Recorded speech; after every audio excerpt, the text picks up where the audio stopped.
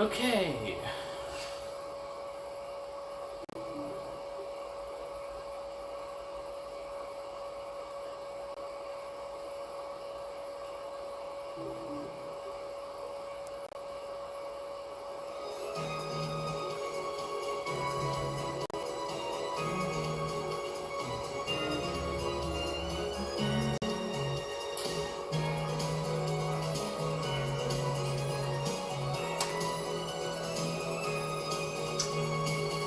Alright, welcome everyone, all 0 of you, to today's live stream.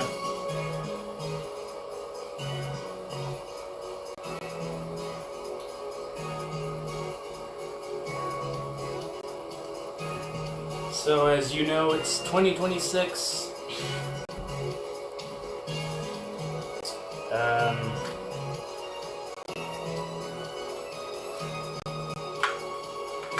Yeah.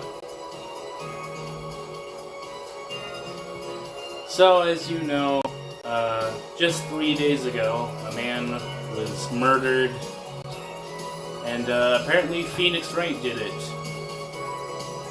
I don't know, man. He's just too loud.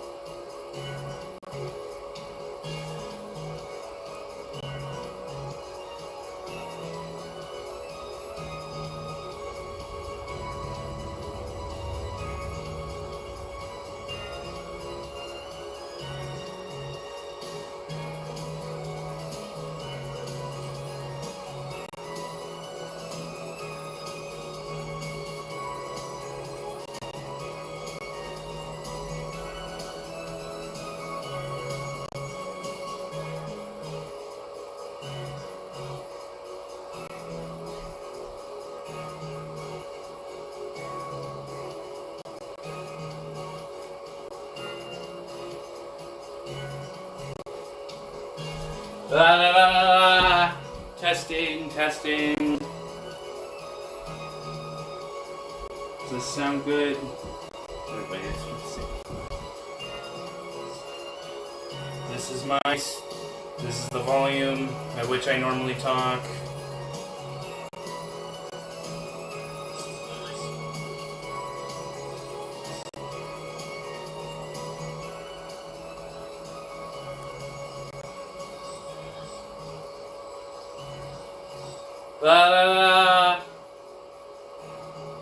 I'm fine.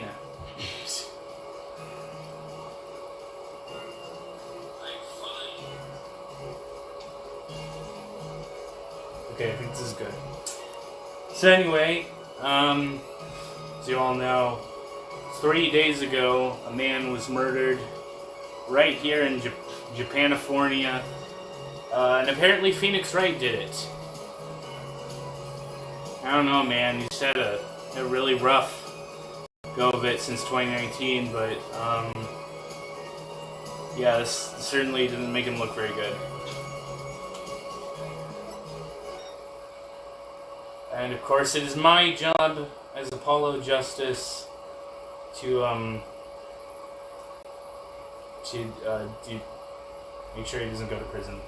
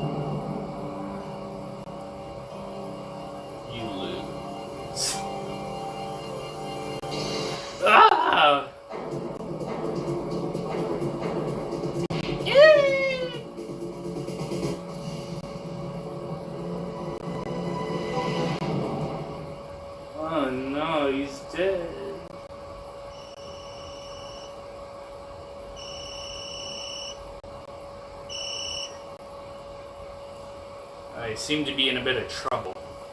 Something like that. Dead. Someone hit him hard. Me? Please. The cops should be here any minute. I'm in your hands, should it come to that.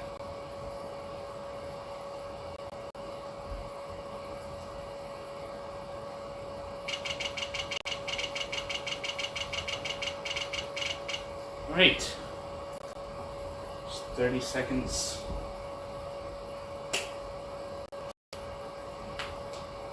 Till Apollo Justice begins.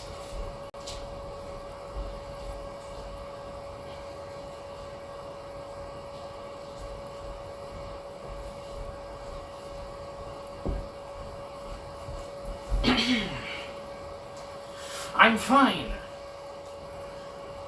I'm fine. Oh, okay, here we go. Panicked. Palms sweaty.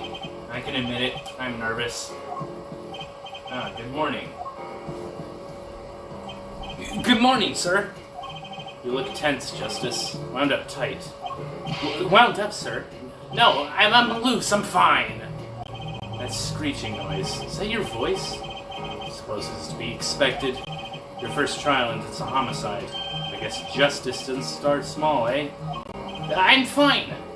I got up at 5 a.m. to do my Chords of Steel voice workout. I'm fine. That explains it. I did detect a certain rasping quality to your speech.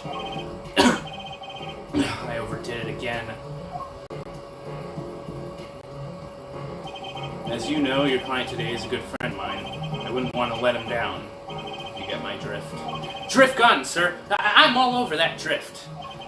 As it happens, I dined with him the night of the murder. We can't let this case fall through. Yes, I'm fine, sir. One more thing. Don't say you're fine quite so much. People might take you the wrong way. I'll be preparing our case. You might want to introduce yourself to the client. My name is Apollo Justice. If it isn't clear already, I'm a new attorney. And today is my first trial. Not that I'm worried or anything. The defendant is being accused of murder. My boss wants to help him out, of course, and so do I. I mean, there's no way he did it. Not him. No way.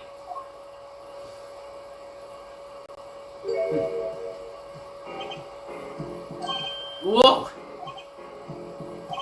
Good morning. Morning. It's all up to you today. First trial, nervous. Meeting him, cardiac arrest. I think I'm supposed to say something. Help? So you're... Fine! I'm fine. Mr. Fine, is it? I did remember you having an odd name. Well, we're off to a great start. Are you sure you're okay? I mean, with me? Mr. Gavin is a top-notch defense attorney, and he's your friend, so why... You'll see. You can do it. Be confident. I'm really sorry this happened to you. It's time. Shall we? Yes, sir! Okay. I need to focus. First trial, here comes justice.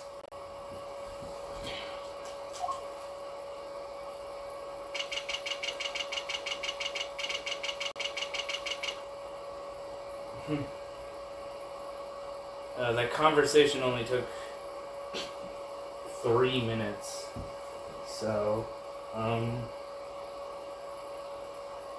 yeah, you just have to wait here a little bit.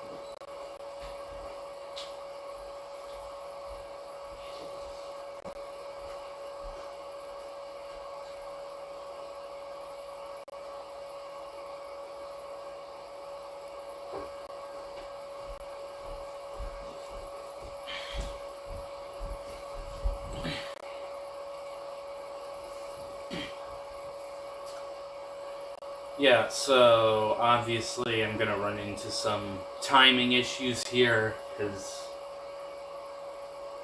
time in Ace Attorney is kind of weird. Um, so yeah, get used to these awkward breaks, I guess.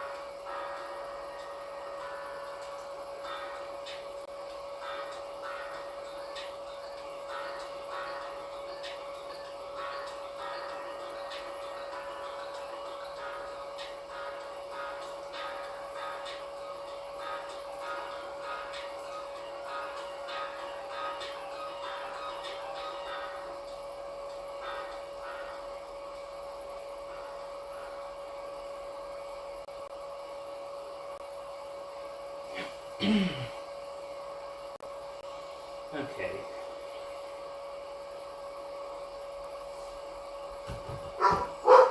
Shh. So, just gotta start in less than a minute.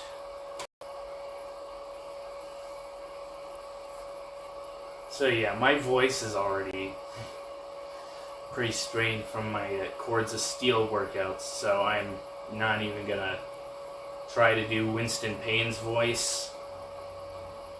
And my voice, if I get tired enough, I might only just read out Apollo's voice lines. That's my alarm. Alright, let's do this.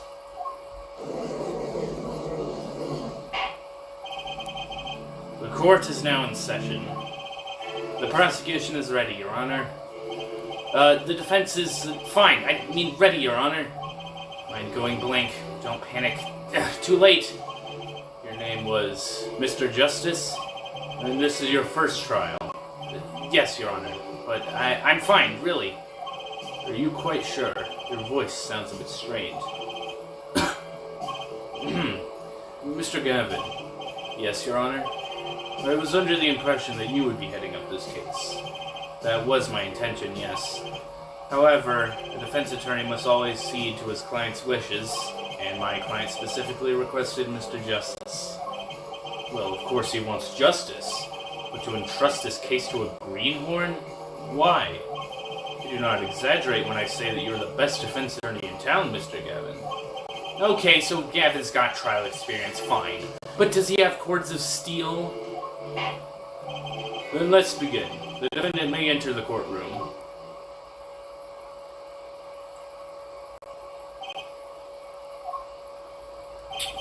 This truly is an unfortunate turn of events. I'm sorry we had to meet again under these circumstances. Long time no see, Mr. Wright. Let's put the past behind us, shall we? These days I'm merely Phoenix Wright, piano player. Mr. Wright? How could this have happened? I won't speak of it further, then. If the prosecution would be so kind as to explain the charges. Mr. Payne?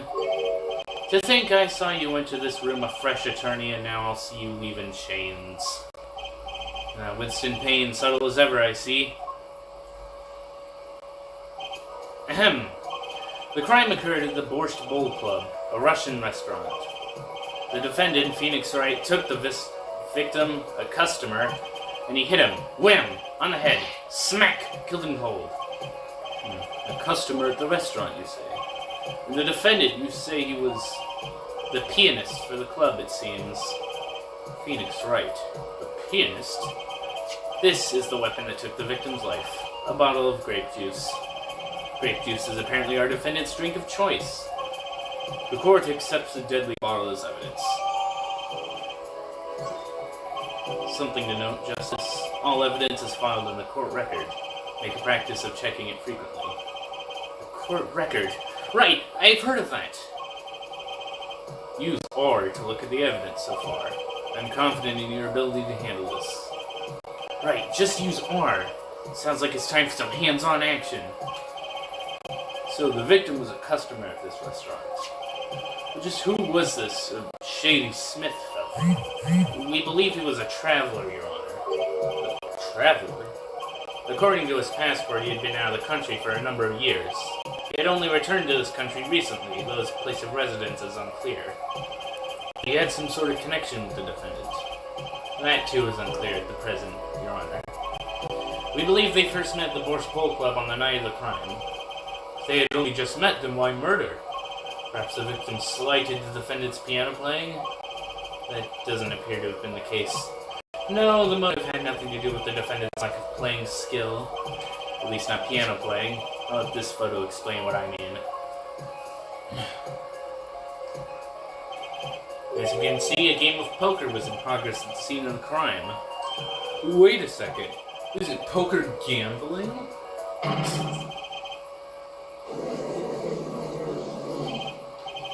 Indeed, it appears our defendant has fallen... Okay. Is it true that the defendant was engaged in a game of poker with the vision? Fuck.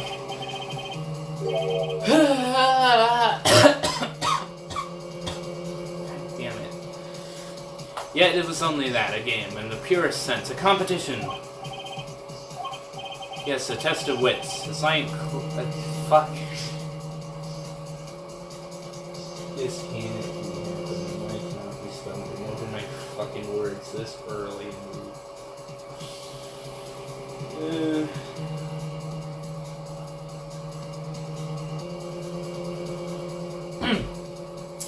Yes, a test of wits, a silent clash of passions. Only the cards, their backs wreathed in blue flame, know its final outcome. Come again? The cards on the table had blue backs, Your Honor. I believe the defense was waxing poetic in an attempt to mystify those present and impress women. That will be our first order of business here, then. To find out more about the fatal game of cards. Very well, defendant. You will testify to the court about the poker competition that held the night of the crime. My pleasure. This is it, my first trial. Here goes nothing.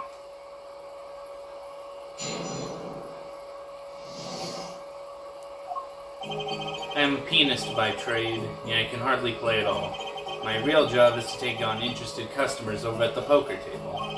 The room where we play in the competition and there are the club's main attractions. The rules are simple. We play a game of poker using 2 decks of cards. That's all it is. A game. And our customers are happy. A pianist who can't play piano. Better than a defense attorney who can't defend. Very well. The defense may be... Yeah. Right, Your Honor. My first cross-examination. Don't blow it. You're right. You're sweating bullets. Bullets? Where? It's a figure of speech, Justice. Your voice sounds strained and raspy, too. My brain feels strained and raspy, sir. You've watched me perform cross-examinations many times, though you've never done one yourself, have you? Care for a refresher? What to do? Should I ask Mr. Gavin for a refresher course of cross-examination? Well, this is my first trial. Better safe than sorry, especially this early in the game. Yes, teach me. I know nothing. Indeed. Your job, Justice, is to be mindful of the court record and the testimony. Look for inconsistencies in the testimony with what the court record tells you. When you've found an inconsistency, that's when you present the conflicting evidence from the court record with R. Well, I didn't hear anything strange at all in the testimony just now. A good sign is that you need to press the witness with L for more information. Press him? Don't let the fact that he's a remarkable man hold you back. Get more information. Isn't Mr. Wright my client? Well, think you can do it? Yes, thank you, sir. I think I can do it. Think you'd better, or we're gonna have a problem. Just remember, find any inconsistencies, any lies in the testimony, and reveal them to the court. That is cross-examination. Learn it, know it, do it. Inconsistencies? Lies? Phoenix Wright? As if. Phoenix Wright would never lie. It's up to me to prove it. The defense may begin the cross-examination. Alright then.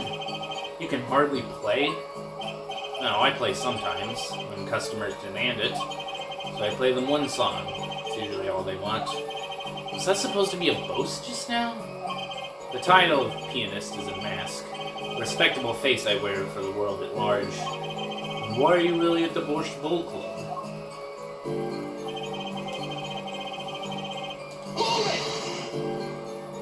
They pay you just to play poker?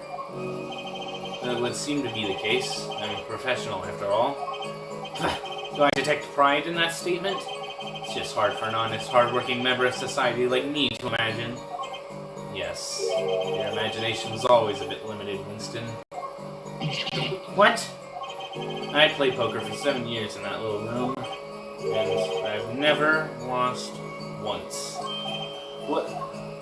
You see why the customers come now. Defeat the undefeated poker champion. It's quite a draw.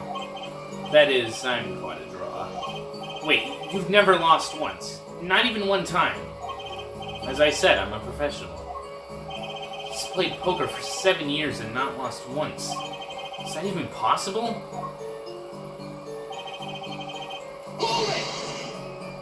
The room in the crime scene photo is an attraction? It has quite a history, actually. The Borscht Bowl Club used to be a gathering spot for black market types back in the day. Black market? All in the past. Things like the black market are only on the silver screen nowadays. Suffice it to say that there are a lot of deals being made under the table. Right there in that room. A smoky room, gambling hoods. You know, just looking at this picture makes me feel bad. The bosses gather around the table, cutting deals safe from the eyes of the law.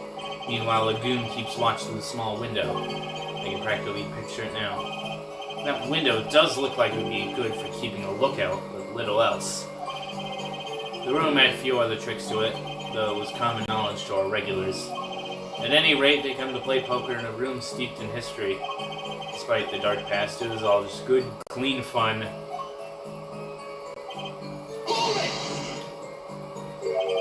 Two decks of cards. Simple measure to prevent cheating. If you alternate two decks, no one can slip in cards. There's something else I noticed. In addition to the cards on the table, there's some lying scattered on the floor. Precisely. Cards on the table, cards upon the floor. Each one forming a complete deck. The crime scene painted blue by a sad heap of cards. It's poetic, really. Incidentally, we used two types of cards at the club. One deck of cards was red, the other blue. As I recall, in poker you make 5-card hands. I can see it would be easy to cheat. Yes, a game of hands.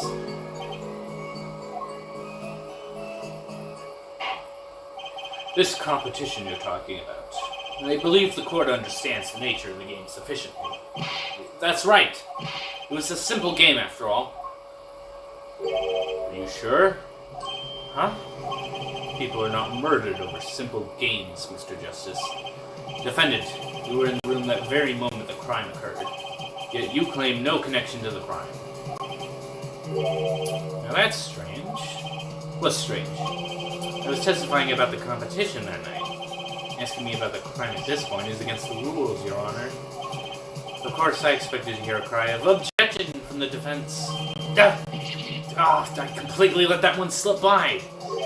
Don't despair yet, Justice. Sir? Right. There's something I'd like made clear. Namely, your connection to the case at hand. And I'd like to hear it from you. Sure, why not? Very well. The defendant will aim...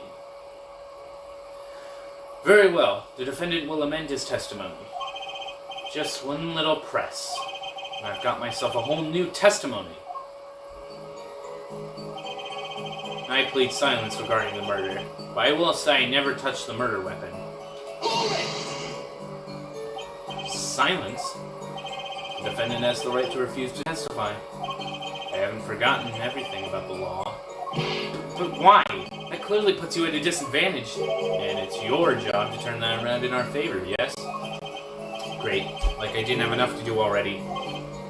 Justice, did you detect anything odd about that testimony? Huh?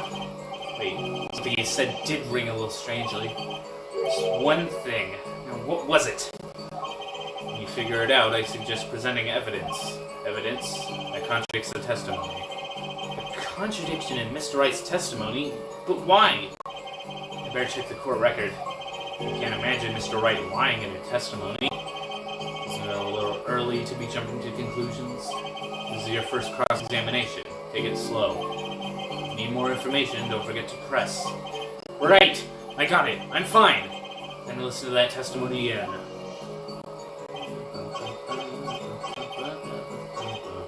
So it's this one. His fingerprints are on a murder weapon. Objection! So you say you didn't touch the murder weapon. This grape juice bottle, right? So I said... Something the matter, Mr. Justice? Too bad our new defense attorney never learned how to play dumb. What's this, Mr. Payne? I examined the bottle in question, you see. It was covered with the defendant's fingerprints. Objection! No need to shout, Mr. Justice. I can hear you just fine. Excess yelling can damage the judge's ears and our case. But what about my cords of steel? Anyway, what's so strange about fingerprints on a bottle in a restaurant? Well, that's true. The prints alone. Oh, they wouldn't prove a thing if they were normal fingerprints. Huh? But the fingerprints on the murder weapon were upside down. Oh, shit. Upside down? What does that mean? It means he was holding the bottle inverted, and there can only be one reason for that.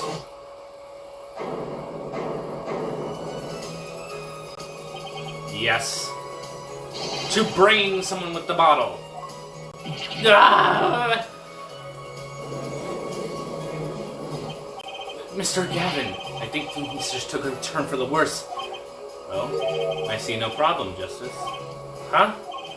The only thing that matters is the truth. There's a good reason for everything, you'll see. Defendant, you explain your fingerprints on this bottle to the court. I stand by my plea of silence regarding the murder. For now. Not very cooperative, are you? This could hurt your case. I'm sure he's uncooperative because he's hiding something. There must be some reason. Objection! Your Honor, you seem to have forgotten something. And what might that be, Mr. Gavin? On the night of the crime, who was it that reported the murder to the police? Report? Well, that was the defendant, Mr. Wright. But still, really? Yes, well, according to the case file, the murder was reported from near the scene by a call from the defendant's cell phone. Near the scene? Let's take a look at the diagram of the murder scene, shall we? The victim was murdered in a small room in the basement, 2 floors down from the ground level. Of course, cell phones can't get reception so far down. The defendant used the stairs in this hallway to go above ground. The call came from the first floor of the restaurant. I see, and this is the phone that made the call. The defendant could have just fled the scene of the crime if he so chose, yet he fulfilled his duty as a citizen and reported it to the authorities. And you claim he's being uncooperative? Nice save, Mr. Gavin. Better not waste this. I think the prosecution has toyed with our client for enough for a time being. Toyed? I assure you no one is serious about it. What was it you said? The defendant was in the room the very moment that the crime occurred? How can you possibly know this? That's a good question. How indeed? The answer is simple, Your Honor. The prosecution has a decisive witness. You're as good as they say you are. So someone else was in the room on the night of the crime. That must mean they witnessed the crime. Everything up until now has just been a warm-up, Justice. Are you ready? Very well. The prosecution may call its first witness to the stand. I'm not doing your voice either. The witness will state her name and profession. Oh, hold on just a moment. Where's the witness? I surmise that she's been frightened by the defense's demonic-looking horns. So I used a little hair gel. Relax, people! Have no fear. If any horns point in your direction, this court will cut them off. You are sure? I swear it's on my Gavin. Please, come out.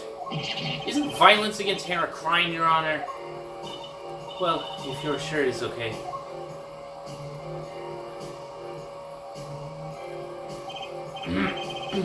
Now, prosecution. Wait a minute. Wouldn't the prosecution care to explain the witness's paraphernalia? Yes. She is a professional, Your Honor. Those are merely the tools of her trade. And that would be... My name is Olga Ordley. I'm employed as waitress in Borscht Bowl Club restaurant. Then why the camera? Of course, it is my pride to serve Borscht's naming restaurant. But I also perform, how is this said, other service. I take it one of these other services is taking the customer's pictures? Like for example, this one. The defendant, indeed, on the night of the murder, man in white hat is one who has gone kaput. Indeed, that is the victim. Order! Order! This is quite a piece of evidence to casually drop into our laps. It is the same way as I drop cold bowls of borscht on laps of customers, casually. And the court will casually accept this new evidence. Now, witness, where were you at the time of the murder? I was in room, the hideout, we call it. Excuse me? The hideout? It is room where famous gangster Bad Guy was arrested. It is room where murder took place. What? Your look of utter surprise. It is lovely. I will post by courtroom door later for you. Photos will be numbered, and you will write which ones you want a copy of.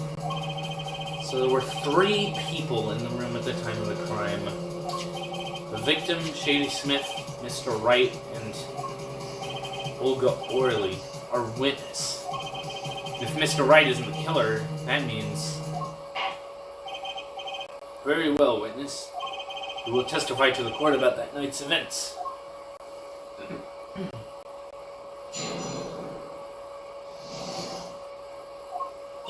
That night, customer asked me to deal cards for a game. It was cold. Both players played with hats on. The victim, he plays whole time with his hand on his locket at his neck. Then, last hand is done, but something terrible has happened. That man flew at victim and is strangling him to death. Incidentally, who won the game? Isn't it obvious? The winner was the victim, Mr. Smith. That's ridiculous. Because Mr. Wright can't lose. Justice? Maybe you can come up with a more legitimate objection. But he hadn't lost in 7 years. Take it from me, kid, it happens. I didn't lose a case my first 7 years as a prosecutor either. Incidentally, I have some evidence here.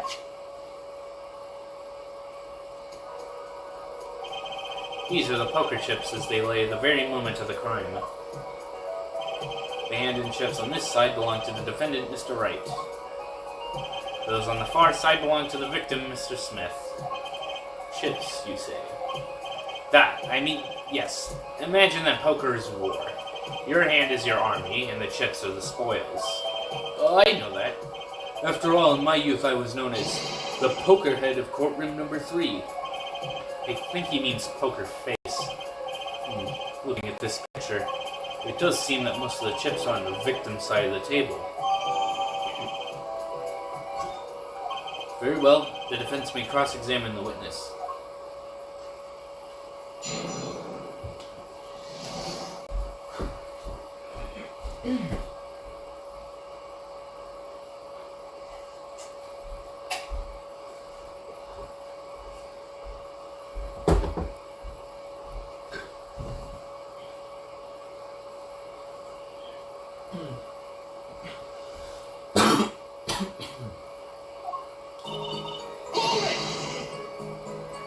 You were dealing cards. Do you do this often? I'm doing this. The customer wishes it, I serve anything. Borscht, cards, more borscht. It is my work. It's good to hear of a place that I've forgotten the meaning of service. Welcome you to Borscht Bowl Club, where borscht is as warm as the waitresses. Thank you for not handing out flyers during the cross-examination.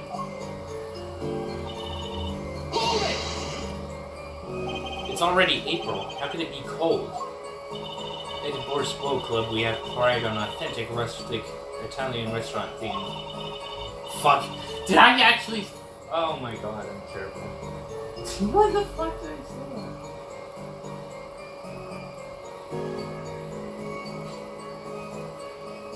Yeah, good thing no one's watching this. Outside it is city in spring, but inside it is always as cold as Mother Russia. No way am I going there. When it comes to hot borscht, cold is best seasoning, da?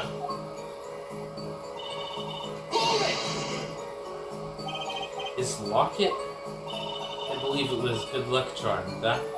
He gripped it many times as he played that night. Yes, he must have felt it as though it might carry him to the moon and the stars. Though if it were small enough to fit around his neck, it wouldn't have much lift. The defense would like a clarification. This is a locket we're talking about? I mean, a pendant with a picture in it, right? Not a rocket. Of course, I knew that. It was probably a pendant shaped like a rocket. That's why she called it that. No, a locket's a locket. It doesn't matter which it's considered bad form to poke fun at the hard of hearing in our society. Hard of hearing or hard of understanding? So, what happened next?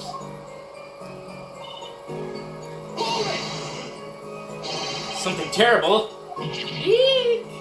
The defense will refrain from needless shouting. Sorry. I need to seriously reconsider this vocal training thing.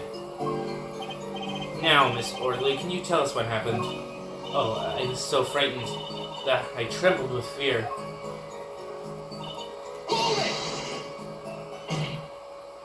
But the defendant would never do such a thing. Well, no, I can't say I've ever heard the defense try this tactic. If possible, please refrain from embarrassing me. Still, why would anyone do something like this over a game of poker? Perhaps it is because defendant has lost game? Yes, a crushing defeat for the man undefeated. So it always is with men like him. Winners make sore losers. Oh, how the mighty fall. Go ahead. I believe you know what it is you need to do. Right, sir. Leave it to me.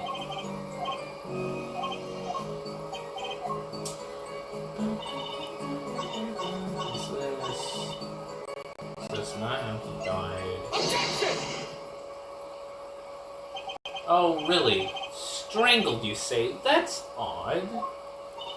That normal customers only choke on borscht. No, I mean this report shows that the victim died from a blow to the head. Miss Orley, really now. Did you witness the crime?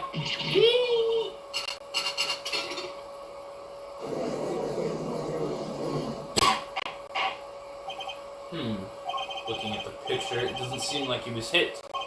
He's still wearing his hat and everything. Yet it's a fact that he was hit, Your Honor. Here's a photo we took of the victim with his hat off during our investigation. Well, that's quite shocking, isn't it? His head certainly was hit. But I'd seen it happen. The defendant, he lunged at the victim, his neck. Oh, really, Miss Orley? I think I caught you in your own lie this time. Justice, I admire your enthusiasm, but perhaps you should think this through once more. What do you mean? I found a contradiction. There's one thing in her testimony that troubles me. Oh, fuck. Yeah, this is one of the things I kind of hate about this game. There's, like, fake contradictions. I haven't played this game in a while. Right. Yeah, there's, like, 2 of them. And I picked the wrong one. Walking in his neck. Oh, wait, 3. Because that's not true. Not in the photo, but... okay.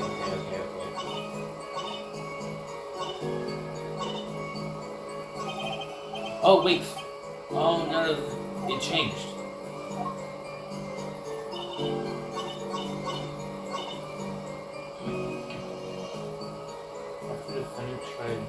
Okay. You didn't say anything about hitting before. So sorry, I must be forgetting this. Witness, you will take greater care with your testimony. Oh, I'm sorry, Your Honor. And that clears up the discrepancy with the autopsy report, I believe. The defendant made to strangle his victim, then changed his mind, and chose a simpler, blunter means to do the job. Yes, that sums it up nicely. So he strangled him, then hit him? Something's fishy about all this.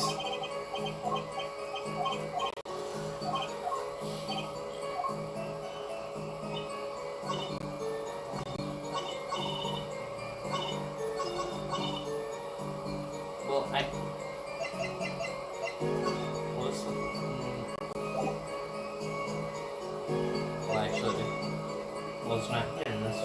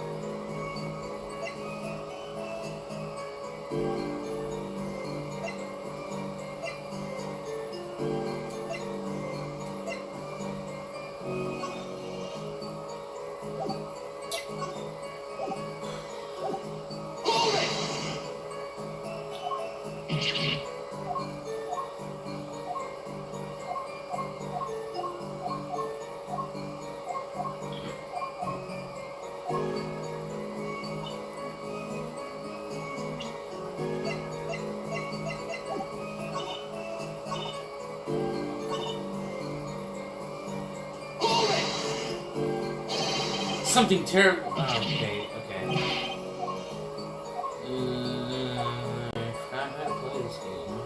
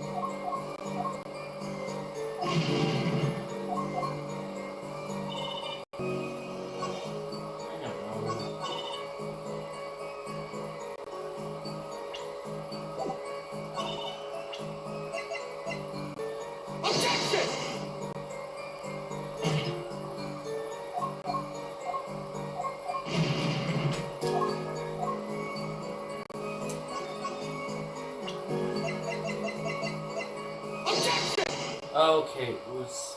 No. No, it can't be this. It's a different thing.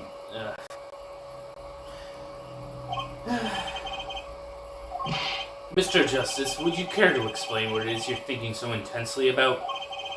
Recall the testimony, Your Honor. The victim played with his hand on his locket at his neck, I believe she said. I hope you aren't about to raise an objection to the witness's grammar. No, but look at this photograph. Do you see a locket on the victim's neck? Well done, Justice. I'm impressed. I knew you'd be able to handle this. But what does it mean? If we are to believe this witness's testimony as is, then the locket disappeared following the victim's death. Lockets don't just disappear, Your Honor. It's quite simple when you think about it. If the locket is gone, someone must have taken it off, no? Taken it off? Wait, you don't mean the defendant wasn't strangling the victim at all? He was taking off his locket. Would that explain it? Right. Defendant, what do you have to say to this? Say... Yes? I just noticed this, but you have something hanging around your neck, don't you? Oh? You mean this? Yeah, it's a locket with a photograph inside. A photo of my daughter. Come again? Mr. Wright, you have a daughter? We confirmed it at the time of the arrest. The picture in the locket is indeed Mr. Wright's daughter. So Mr. Wright has a locket too? Why don't I buy this? This is just a coincidence. Well, now if the results of this poker game led to the murder, perhaps we should hear a bit about the outcome of the game. Further testimony won't really be necessary. It's clear the defendant lost. Badly. Miss Orley, you will testify to the court about the game played between the victim and the defendant.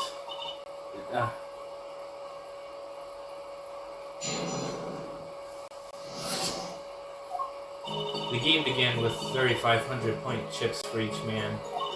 House chips come in two sizes, small and large. The one who was winning, it was victim. For last hand, defendant play with all chips on table and lose.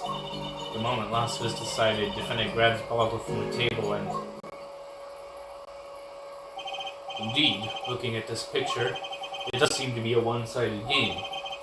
As the court knows, poker was the defendant's life. Failure must have been a bitter pill to swallow. How many times have I heard these words? I've done it in a fit of anger, Your Honor, and now I regret what I've done. A common tale, but true. Methinks the judge watches too many old court movies. Mr. Wright said he hasn't lost in 7 years, so his testimony must be wrong.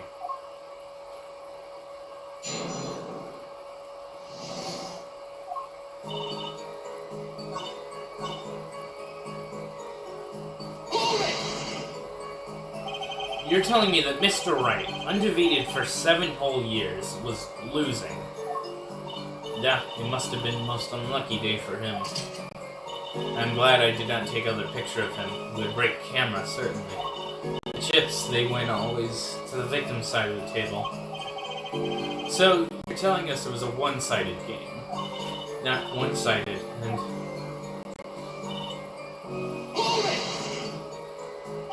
Last hand? It was the largest points of any hand. The defendant's hand, it was excellent. He tried to use it to take victory from behind. It appears that both the defendant and the victim's hands are in this picture. It's truly an excellent hand. However, so is the victim's. One with highest number wins, the defendant loses. The victim, Mr. Smith, had a stronger hand than the defendant and crushed him. I believe that explains what occurred next. Once cards laid down on the table, it happened.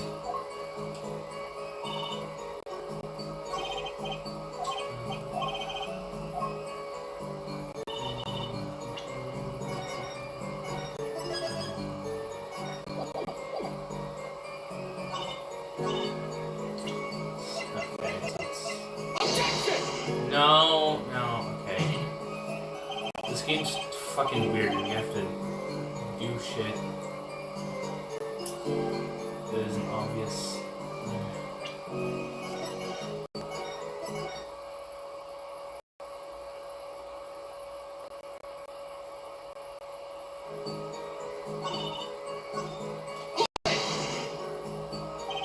those are the usual starting points.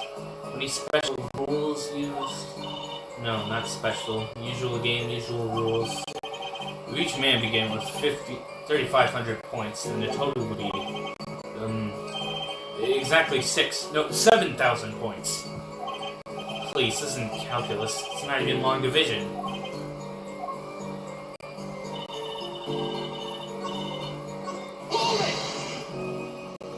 Are the chips in this photo all the chips that were used? Of course. Something's fishy with these chips. Should I press harder? Maybe you could explain a bit about these chips. Explain? What is there to be explained? Poker chips are poker chips. They're not fishing chips. Not a chip off the old block, not a motorcycle cop, not a... Thanks. Now that I pressed harder, I'd better ask something. What are these chips worth? Are they in dollars? Or rubles even? Yet, as I've been saying before, it was game, not gambling. Or perhaps for capitalists to understand. Two types of chip. 100 points chip and 1,000 points chip. It is not money. Yeah. Justice. Sir! Don't you find your comment interesting? In more ways than one, sir. I'd have been added to her testimony myself. Well, does the defense want a witness to add to her testimony? Yes, I do think this deserves further scrutiny. Add it to the testimony. Wish I knew where I was going with this. Very well. Witness, if you be so kind. Yeah, Your Honor. One kind of chip is worth 100 points. Other kind is worth 1,000 points. Two kinds in all. Mr. Gavin said his testimony is important. To be honest, I have no idea why. Mr. Justice, do the court a favor and think what you wanted to say before raising your hand. We're not in kindergarten. Sorry, I'm fine. I better think of something to ask. And quick. The two types of chips. The small ones are 100 and the big ones 1,000. Right? Right, of course. Don't waste our time. Is that all? Yeah. Great. Mr. Gavin made me stop her, and now I'm the one who looks dumb. Oh, Justice, please try not to embarrass me like that. Who? Me? There's a clear contradiction in the information you have in your hands. What? It's a simple matter of calculation. Go on, try it. I'm in kindergarten, after all. Calculation? Right, yeah, the chips that don't... And...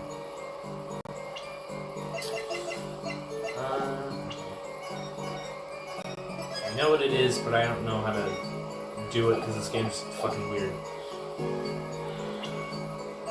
I think if I did this, I'll be fine. Okay, yeah, okay, I did it right. You're sure it was the victim who won? Absolutely sure. It seems our new attorney is a bit confused. A glance at the picture is enough to tell you who won. If you're not in kindergarten. Just for safety's sake, could you explain the problem to the court? Of course, Your Honor. In this photo I see small chips and I see large chips. Tell me, which are worth 1,000 points? Why, the big ones, of course. Duh. Oh, I thought so too. But then the totals don't add up. The totals? Let's review what the witness told us. Each man started with 3,500 points in chips, and the combined total value of the chips was 7,000 points. Yes, if my calculations are correct. Let's see, 3 plus 1, 5... they are, Your Honor. Now, look at this photo that allegedly shows all the chips. If the big chips are worth 1,000 points and the small chips are worth 100, and you add them up, how much is it? Do it yourself. You're not in kindergarten, are you? 10,600 points. The chips don't add up. This clearly contradicts the witness's testimony. Why? How could this be? Exactly, Justice. Now you know the what, you must determine the why. Right. There's only one possible way to explain this contradiction. Starting points wrong, chip count was wrong. Right. Each man began the game with 3,500 points. If all the chips are indeed shown in this photograph, then there can only be one answer. Well, what is it? The value of the chips was the other way around. What? Want to know what I think? The small chips were worth 1,000 points, not the big ones. Madness! Utter madness! Show me that photograph of the chips again. There's 6 small chips, 10 large chips. Boy, that does make 7,000 points when you add them up. Excellent work, Justice. It's almost as though you figured it out by yourself. Well, I'm just glad I was the one who said it. But wait! The value of the chips may be different, but that changes nothing! Indeed, the victim did have a larger number of chips still. Exactly. If the small chips are 1,000 points and the large chips are 100, let's do a little math. Add the points for each side of the table. The victim, Mr. Smith, had 2,900 points, and the defendant had 4,100 points. Well, no. It seems that Mr. Wright was winning that night after all. That's impossible! My client had even less reason to kill the victim.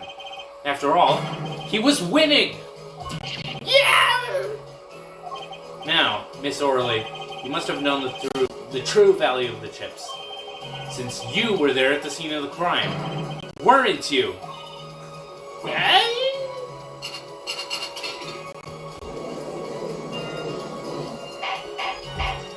Order! Order!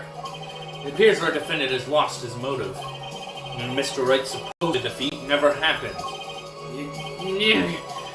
We must now ask ourselves whether we can trust...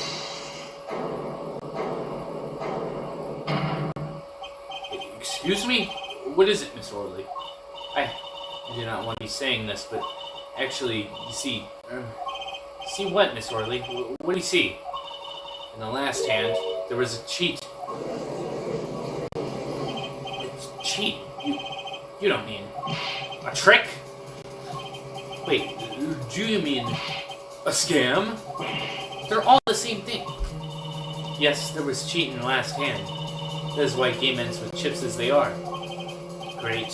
Just great. First we have lying, now cheating. Well, this case certainly takes a turn. For the interesting witness, you will please testify to the court.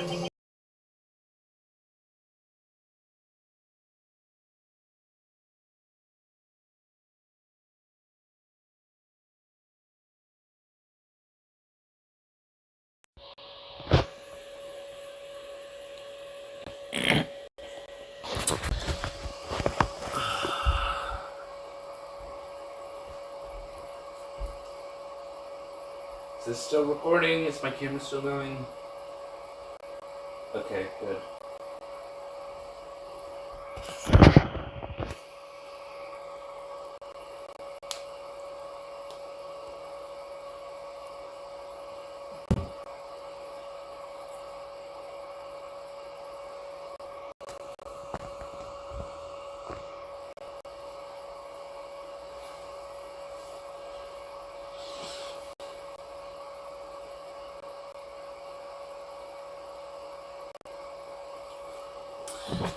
Okay, we're good. We're good. Okay, just crapped out for a second.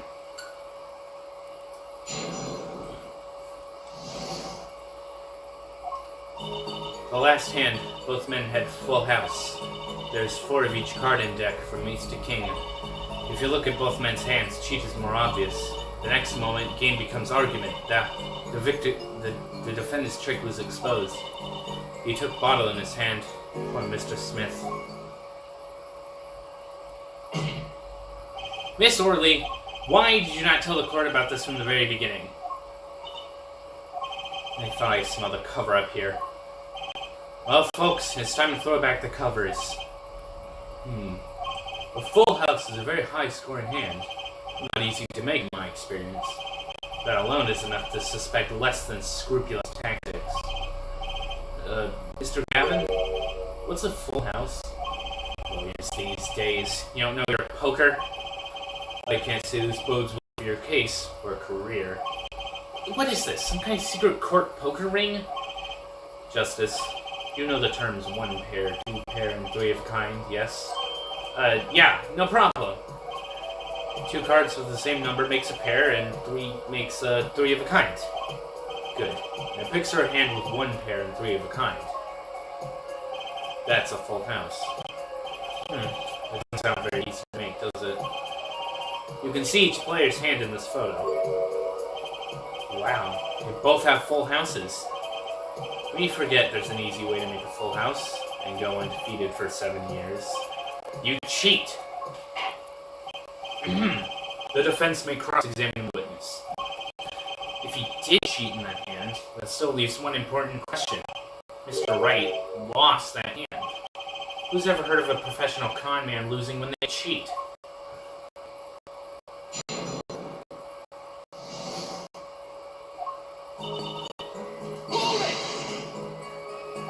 Just how hard is it to make a full house anyway? It's quite hard. It is making a pair and three of a kind at the same time. I guess that's right. Very difficult to be sure. Take my word as the poker head of courtroom number 3. Very difficult, that, but it is not impossible. Okay, full house, hard. This line of questioning, a waste of time.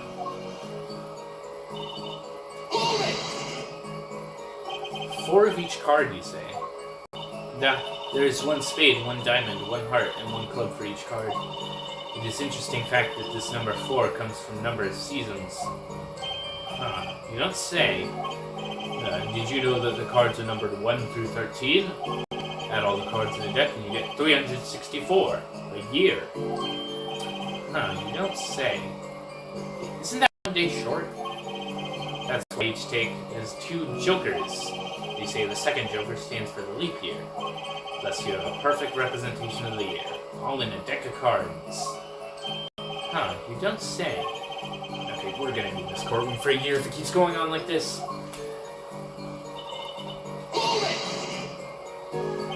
How is it clear? Well, the defendant, he played a 5th ace. A 5th ace? I still remember both hands very well. Mr. Smith hand has 3 aces. And Mr. Wright's 2. Obviously, cheating was afoot. Or perhaps I should say, a hand. Your Honor, perhaps this could be added to the testimony without Mr. Payne's joke. Very well. The witness will add this detail to her testimony, please. And this is where it is 5 aces. Oh no, because that's the thing, it's 4.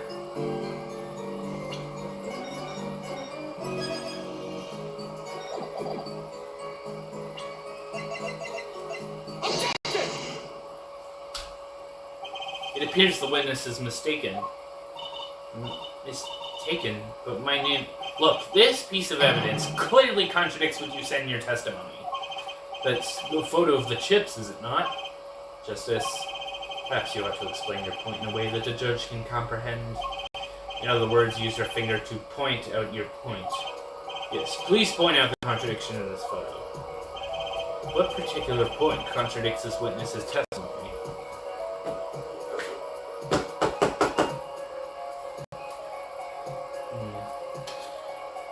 It was right here. 3 aces. 3 aces and a 3rd ace. So it's here.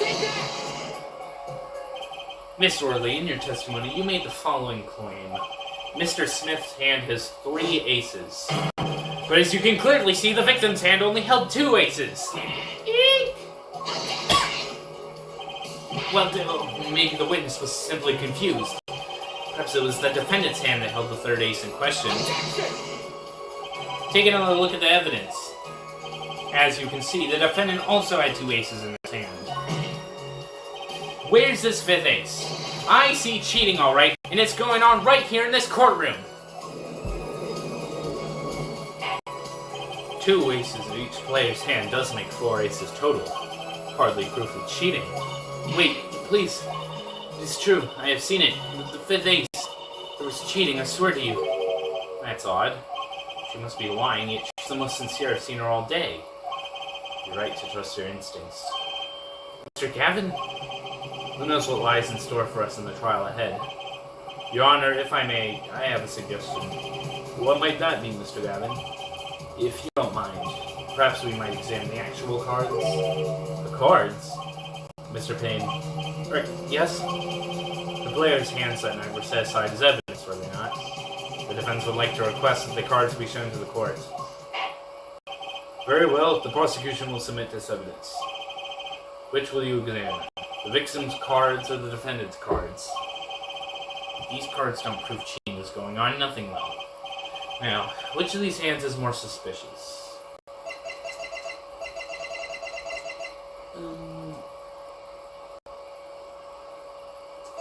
Oh, fuck. Alright. There's no penalty, so... Let's start with Mr. Wright's hand. The defense would like to view the defendant's hand. Very well. Mr. Payne, your evidence. Yes, Your Honor. Well, now, let's see what we have here. Right. Right, sir. When examining evidence, be sure to view it from all sides and angles. Try using the right stick to turn it every which way and X and Y to zoom in and out. That should give you a better perspective on the case. Okay, let's do this.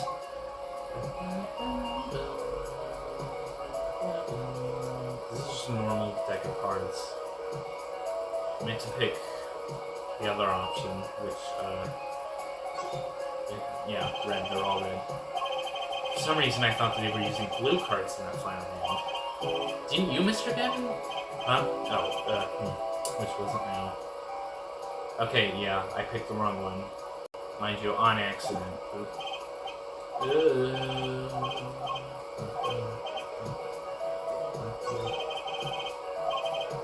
The defense requests time to examine Mr. Smith's hand.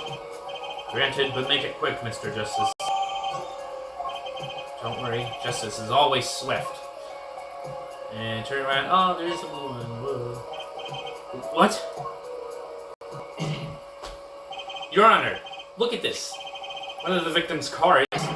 The back is a different color. Yeah? Yeah! That's impossible. But I put that card in Wright's hand. What was that, Miss Orley? No, yet. I nearly said that I have... Your Honor, Mr. Gavin, yes? Tell me, what is the easiest way to cheat at poker?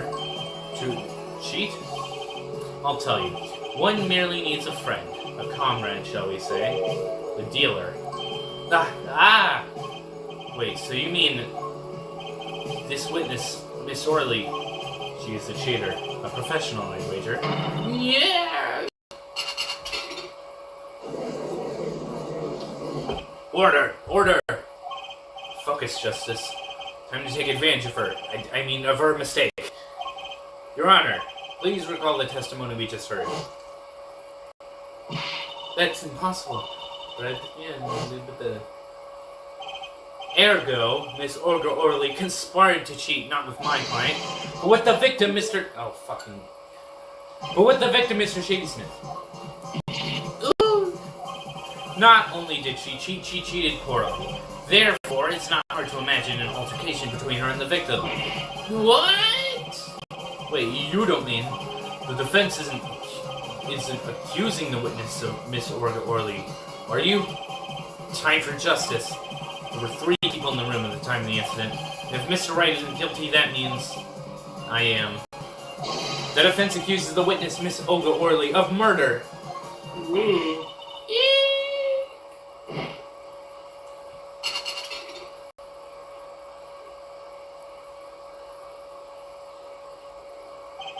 Mr. Payne, where's your witness, Miss Olga Orley? It appears she has lost consciousness, Your Honor. Mr. Justice? Your Honor, It seems you've presented a new possibility to the court. One suggesting a connection between the witness and the victim, Mr. Smith. And that means this court cannot pronounce a verdict for the defendant at this time. What? I did it! I held out! I see no point in prolonging the trial this day. The prosecution will need to make further inquiries. Objection! Oh, that's what that is. It's my boy, my goat, Phoenix Wright. You can't end the trial here, Your Honor. Not yet. What nonsense is the defendant spewing now? Think. One of the cards had a different colored back. Don't you wonder what it means? What are you doing, Mr. Wright? Raising objections right when you're about to get off the hook? Ridiculous. Mr. Payne, you of all people should know. Mr. Wright has a talent for the ridiculous. Perhaps we should get to the bottom of things. Let's clear up the facts about this game, the fateful night. As was said before, we alternated between 2 decks of cards that night.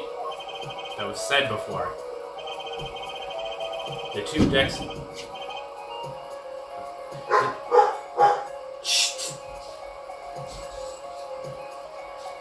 The 2 decks of the club have different colored backs, blue and red. 1 color per deck. Why use different colored backs? If we use the same color, the 2 decks might get mixed. If we use different colors, then they still got mixed up. We used the red deck for the last game. I see, but that's odd.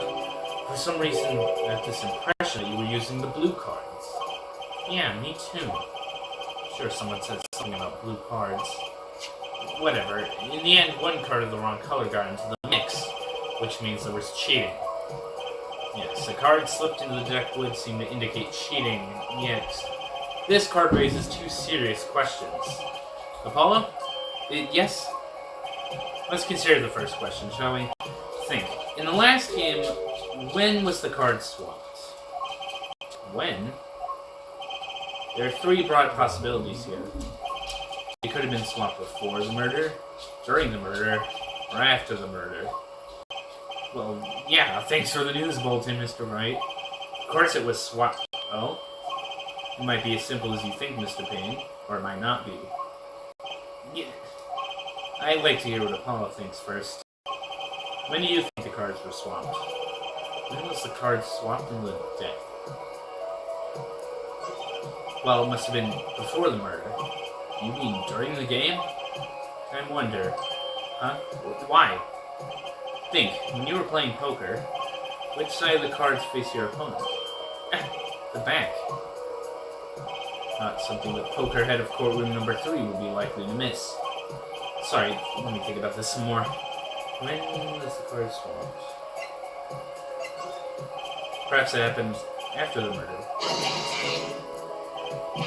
What's that? Ridiculous. What's the point of cheating after the...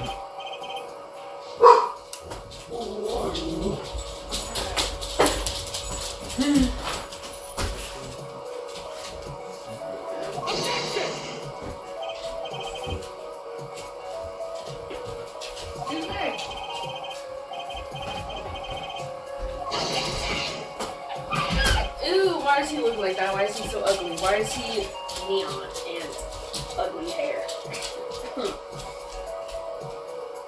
Oh, you're recording, my bad. Yeah.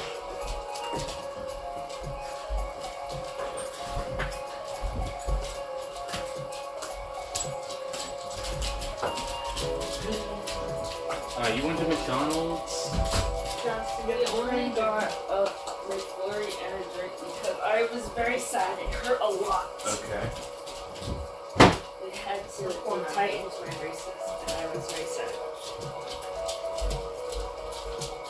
The leg is falling apart again. It needs to be tightened when I leave. Live streaming. Can you hear me? Yeah.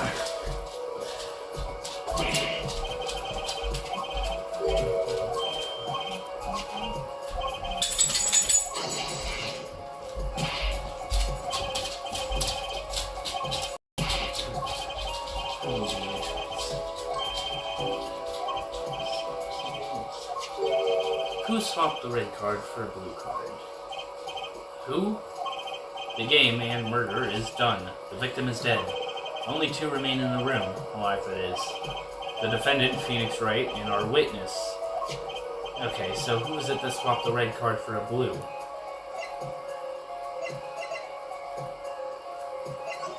Why, it must have been Olga Orley who swapped the cards. She was trying to cover up evidence of the cheating. That does make some sense. Sorry. There's a problem with that explanation. Huh? The swap card was from the wrong deck. So the blue card was stuck into the red hand.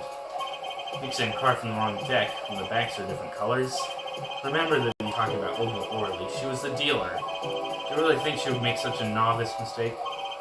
Actually, I have trouble imagining even the judge making that mistake. Give it a little more thought. Yeah, okay. Well, it wasn't him, obviously. The one who swapped the cards wasn't Mr. Wright, of course. And, well, it doesn't seem like it could have been Olga Orley either. What are you suggesting? That's hardly a logical conclusion, I'll admit. As a defense, I think it only makes sense for you to name Miss Orley at this point. Yes, I know. But she was the one who dealt the cards, right? I just can't believe she would make that mistake of swapping the wrong colored card. And if the card was swapped during the game, it'd be obvious. Something you'd like to share with the court, Mr. Wright? Oh, my apologies, Your Honor. I was just thinking how much fun all this is. Fun? How about confusing? I have no idea what the defense is claiming. If the one who swapped the card wasn't the defendant and it wasn't Miss Orley, then who was it? Yeah, well, that is the question, isn't it? Precisely. Huh? I believe we're about to see this case take a new direction. A new direction? We'll find that indeed after the murder, someone swapped one of the cards in the victim's hand. And that someone made two critical mistakes. I'm sure you're going to tell us what the first one was swapping the wrong color card.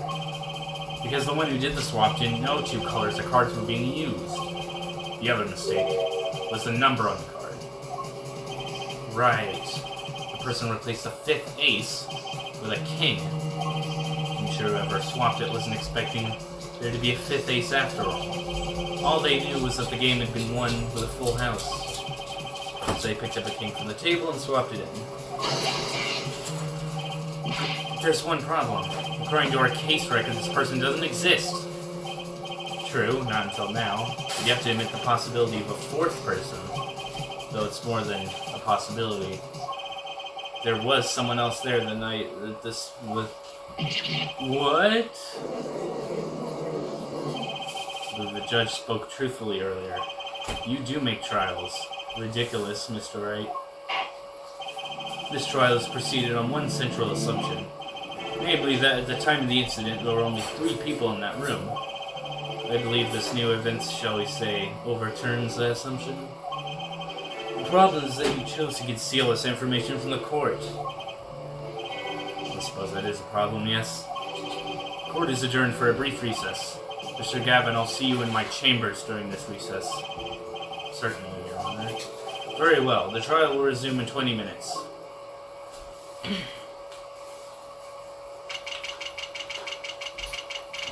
11:52. It's definitely more than 20 minutes.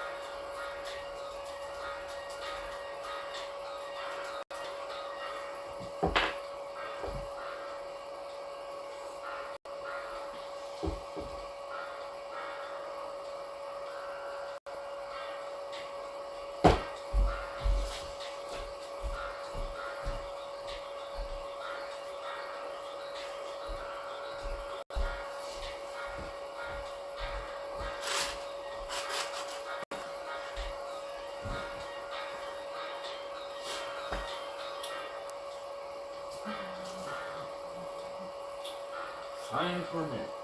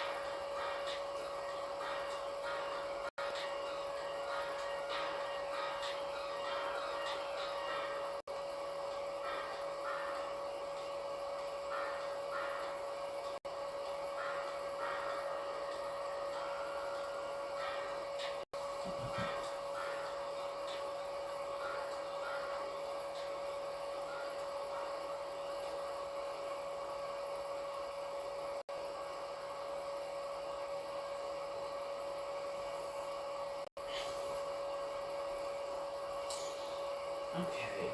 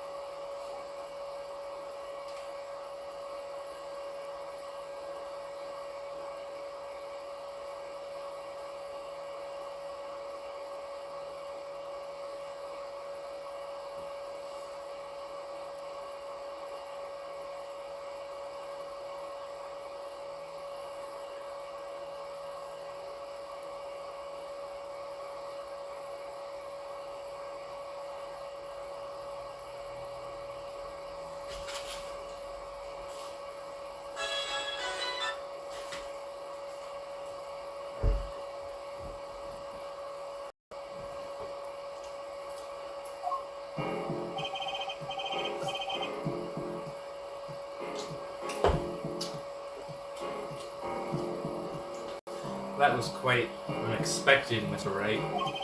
To suddenly claim there was another person at the scene of the crime like that. I must ask, is it the truth?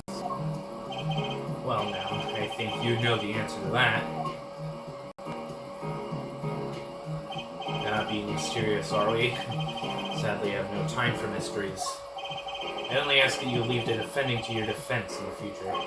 Otherwise, I cannot guarantee the outcome. I see you haven't mellowed out one bit, Kristoff. Justice? Yes, sir. The judge has summoned me to his chambers, so carry on without me. You did well, Apollo. Can I ask you something? Sure. That locket you wear, is that really yours, Mr. Wright? Yeah, you're wondering about the victim's disappearing locket. Here, you can take a look at it. There's a picture of my daughter in there.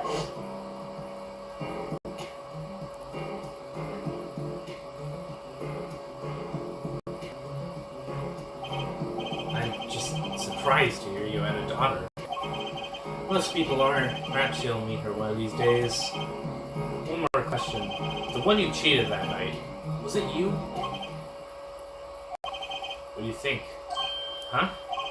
You know what happened 7 years ago? What I did? It's not unreasonable for you to think I might cheat. I never, honest. But it is odd that you managed to go undefeated for 7 whole years.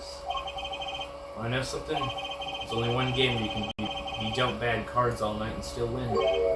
Poker. You see, poker is all about reading your opponent. In that way, it's a lot like a court case. Poker is like trial law?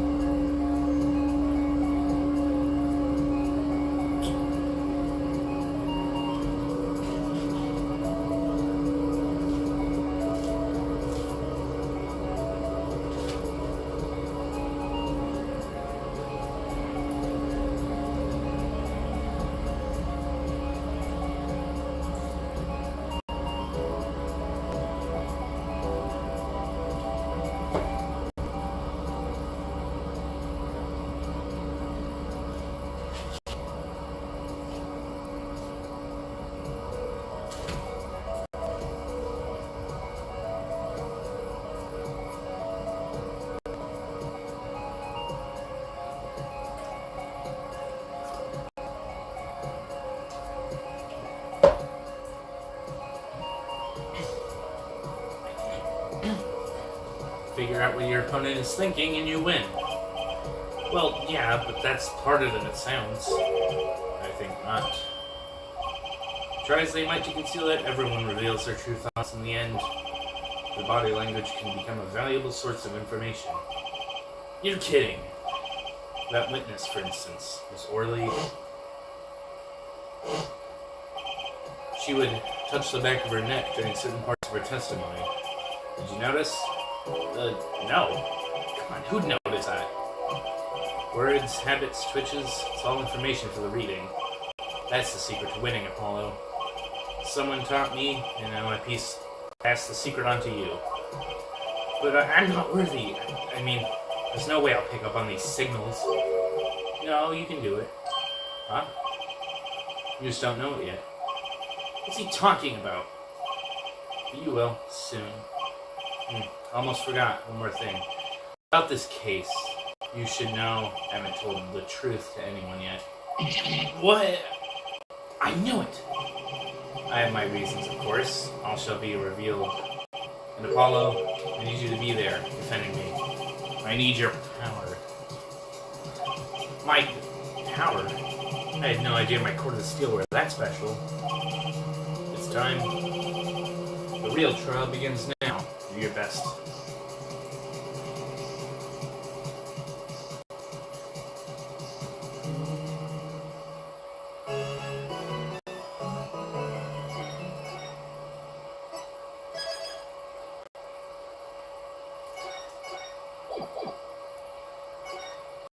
So the next one starts at 12:14, so more waiting.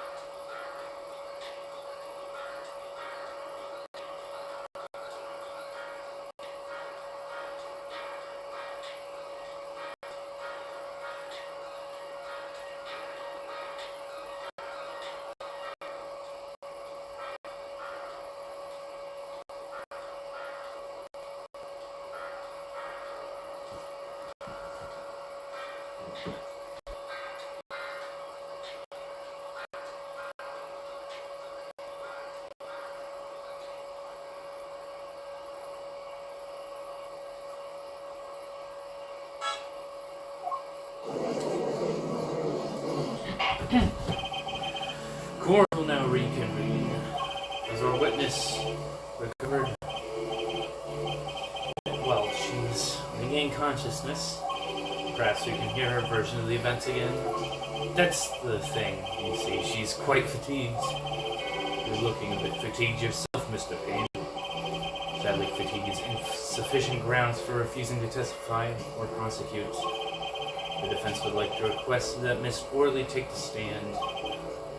Very well, the witness will take the stand. Perhaps you could repeat your name and profession? Or perhaps you'd rather admit that you're a poor liar or a loser. Yeah. No. Oh my gosh. That's the truth. I'm a pro dealer.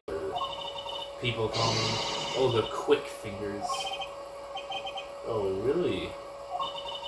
Want to know something else? I'm not really Russian, and my name's... Fuck off. You will tell the court what you were really up to. Fine. We had a plan, see? Let me remind you that you are currently under oath. Any further fabrications will have serious consequences. Fine. Like I said, I'm a pro.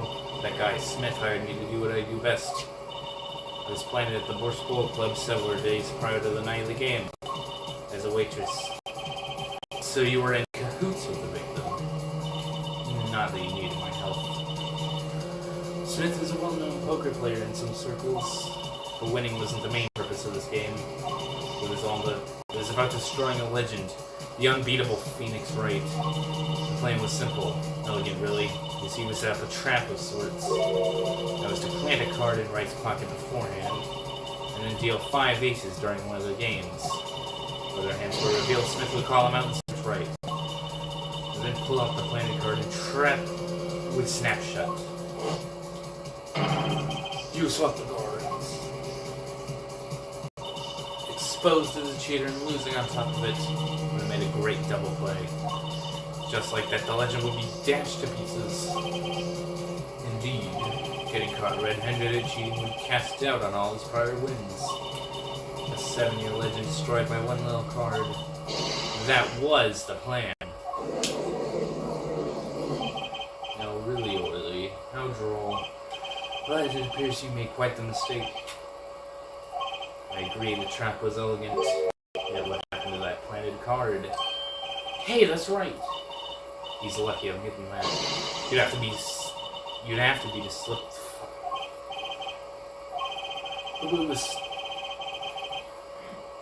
The witness would be so much cuter if she was dispensed. Who wants to be cute? I'm not cute, I'm bad, you hear me?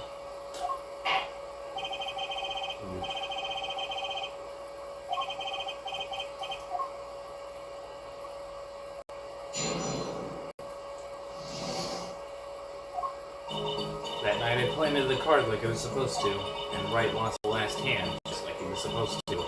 Then Smith searched him, but the planted card was gone. The trap failed. The next moment, Wright picked up a bottle and swung it. It wasn't me who admitted Smith. It was that no-good cheating defendant. A surprisingly frank testimony that still leaves us mostly in the dark. The trap was perfect, I tell you, perfect. That rotten cheater hadn't messed it up. Look who's talking. Well, the testimony, for what it's worth, is all yours, Mr. Justice. With witnesses like her, who needs criminals? With defendants like Mr. Wright, who needs prosecutors?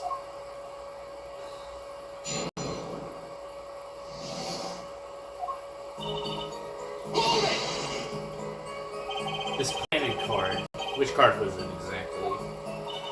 The trump card, the 5 of hearts. Let me guess. Mr. Wright just switched the 5 with the ace to make a full house. At least that's what you were going to accuse him of doing, thereby ruining this legend. I slid it into White's pocket. When was this? Why, before the match, of course, while he was eating. Remind me to never go there. Of course, the card was to make its grand debut during the game. Like a good borscht, a good plum must be cooked up early and allowed to thicken.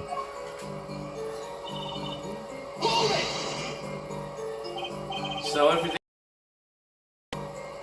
Exactly. The fifth ace came up, so it's obvious the switch went off without a hitch.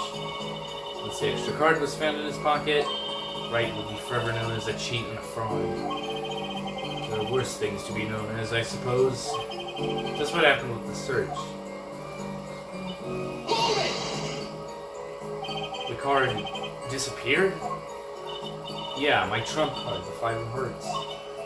Gone, without a trace. Poof. Zippo. We searched every nook and cranny, even inside his cute little hat. But the card was nowhere to be found. Is this correct? Never in my long storied career, never has quick fingers only been so readily dumped. So what did happen to that 5 of hearts? Don't look at me. Why don't you ask that cheating lying two-faced defendant? So the 5 of hearts is still missing in action.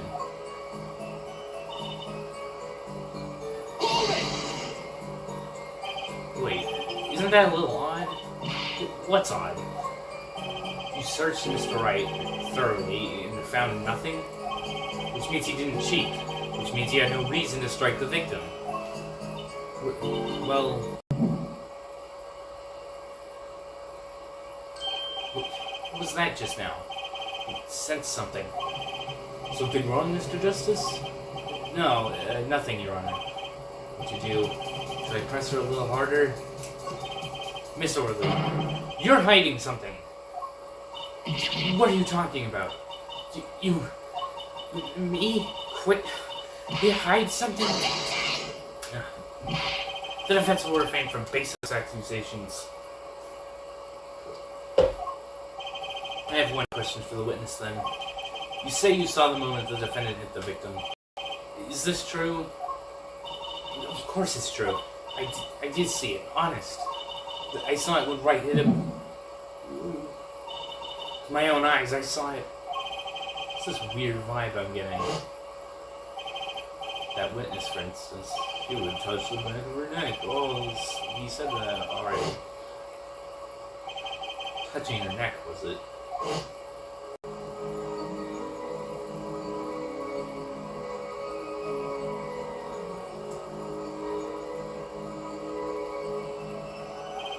Whoa!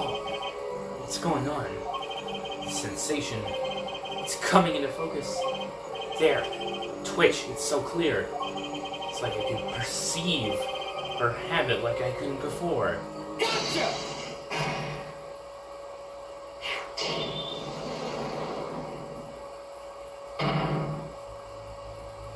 Miss Orley, perhaps you're unaware of this yourself. Aware of what? Whenever you get to a certain part of your testimony, you touch the back of your neck with your left hand. My neck? So what? Well, indeed, Justice. I hadn't noticed anything of the sort. When she says that part of the testimony, she's subconsciously recalling something. Her body reacts to the memory and she touches her neck. I'm sure of it. Would someone care to explain what he's babbling about? This is highly unusual. But let's ask the defense. You claim the witness is remembering something. Maybe you have evidence of this memory to show us?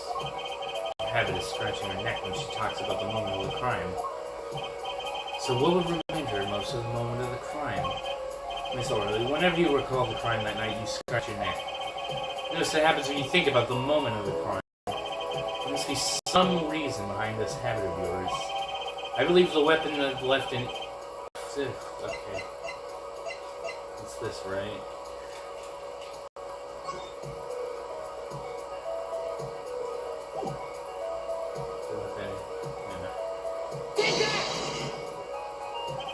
Whenever she talks about the moment of the crime, she touches her neck.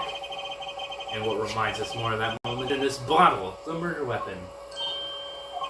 But something doesn't fit. If you were only the witness to the crime, why would that make you touch your neck like you're in pain? What's he talking about now? It was Mr. Smith, the victim who hit, not you. This is a cross-examination, not a wild conjecture. The witness's habits are completely irrelevant. Justice, I'll admit I'm a bit confused myself. This is certainly a unique cross-examination. I'll explain later. Just trust me. There is only a chance to break her. Miss Orley, please testify in detail about the moment of the crime. The very moment. Yet, am knowing nothing.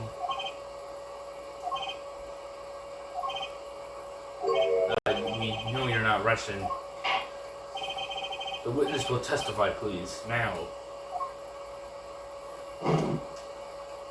Yeah, fine. He's the one who did it. I didn't let him out of my sight until the cops got there. You seem uneasy. You try standing up here. Your eyes are darting all over the place. Must be getting warm. Tell me, after the crime, what was the defendant like? Well, he's been stunned by the weight of his crime. Sat in a daze at the table until the cops came. Intriguing. I believe you've gotten all the testimony you're going to get out of this witness. So what do you think about her testimony? I'll tell you what I think. Her testimony is basically bogus. It contradicts the evidence. What's that? Well, show us this evidence, Mr. Justice. This evidence that you claim contradicts the testimony. She didn't let him out of her sight until the cops got there. You know there's some evidence that contradicts that.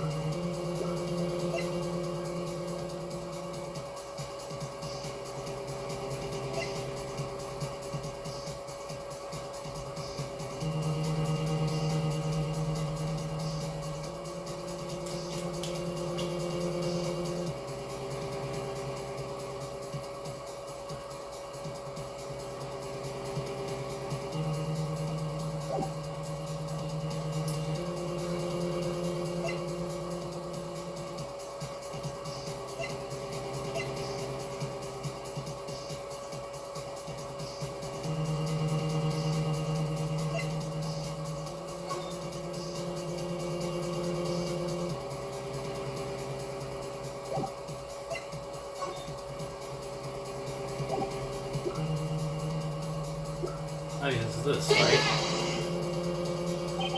This, Your Honor, is the evidence that... No.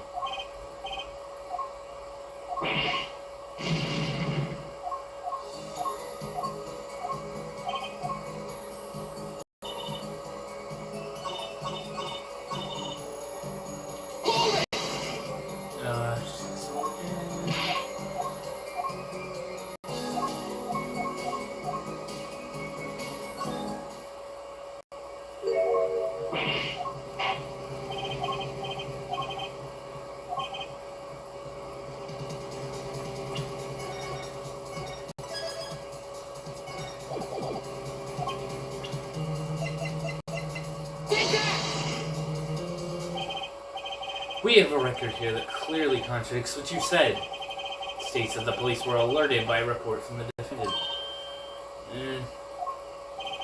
And we know that the defendant left the room, climbed the stairs, and made that phone call from the first floor of the Porsche Bowl Club.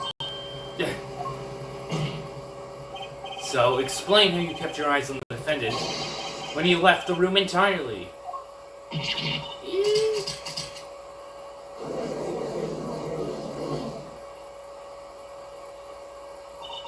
The man who picked up the bottle and swung it that night was the defendant.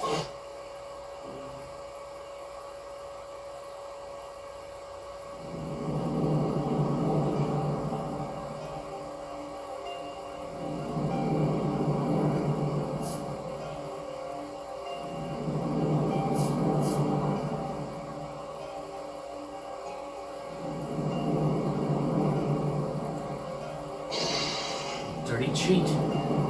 Check his pockets now. It's gone. The card's gone. You lose.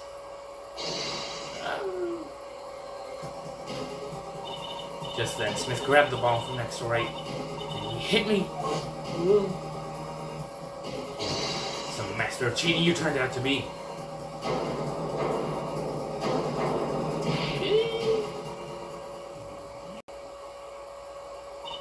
When I came to, the victim was already dead. Is that it? That's why. I couldn't reveal who I really was. If it came out that I was in league with Smith, I'd be a suspect for sure. Well, where does this leave us? Madness! This is madness. I'm dreaming. Must have been the one. Must have been me who was hit with a bottle. Am I imagining all this? He appears our prosecution is his wits' end, and frankly, I can't blame him. Mr. Gavin, what do you think about this turn of events? Mr. Gavin, sir? I believe that as the defense in this case, we are compelled to call Miss Orley a big fat liar. What?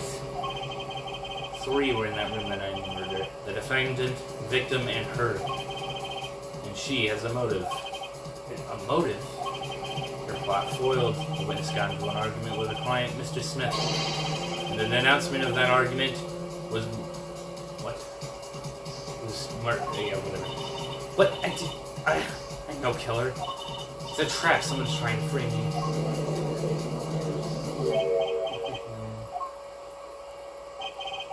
What tangled webs we weave when we practice to deceive.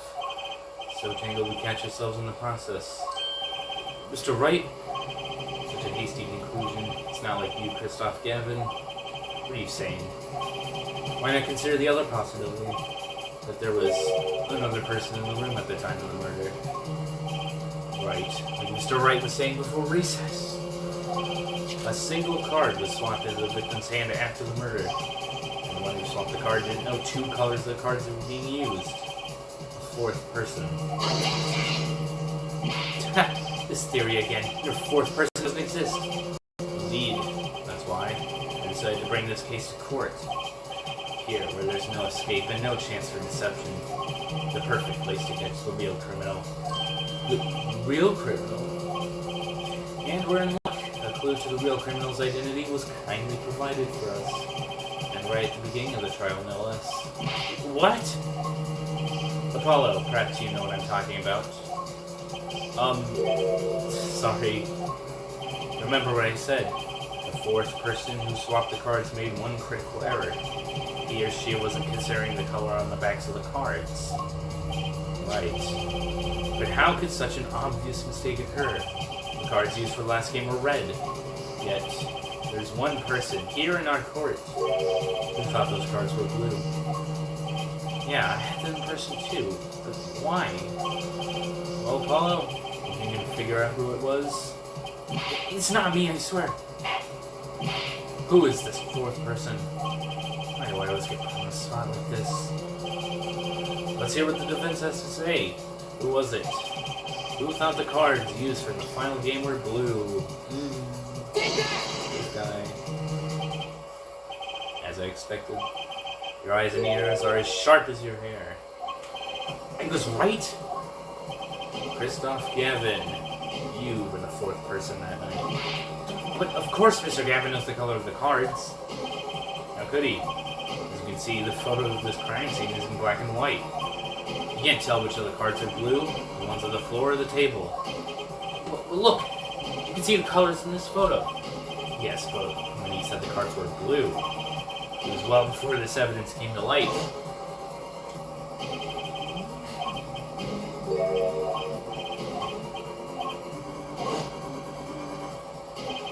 Well, Christoph? Mr. Gavin? Mr. Gavin, is something the matter? No, nothing. Excuse me, I was just so sudden. Right. You aren't seriously accusing me, are you? Oh, Christoph? You know, even I'd never take a joke this far. This has gone beyond ridiculous. Beyond dumb. This is insanity! The defendant accusing his own defense attorney of murder? I assure you, I'm quite sane. What possible connection can Mr. Gavin have to the victim? I wasn't aware that I had a connection to Mr. Smith either. Yes, but Mr. Gavin and the victim were never even met. Well, what if they have? Huh? There is a possibility, after all. May have met that night before the game started. What are you suggesting? Is this the truth Mr. Wright was staying silent about? Well, only one thing to do. Mr. Wright, the defense would like to request that you testify to the court. The defense would like to request no such thing. Mr. Gavin, testimonies must relate to the case. How could anything happening before that game of poker be related? I'm not sure I follow, Mr. Gavin. As I explained before, the defense believes that Ms. Orley. Am I to assume you speak for Mr. Justice in this? He is the defense, not you. Mr. Justice, the matter of Mr. Wright's testimony is up to you. Oh, okay. Does the court, in your opinion, need to hear Mr. Wright's testimony? This is Mr. Wright's strategy. He was planning this all along. If I intend to see it through. The defense would like to request that Mr. Wright testify to the court. You too, Justice. You betray me, your teacher. I'm sorry, Mr. Gavin. This isn't about loyalty. This is about the truth. Very well. The defendant, Mr. Wright, will take the stand, please.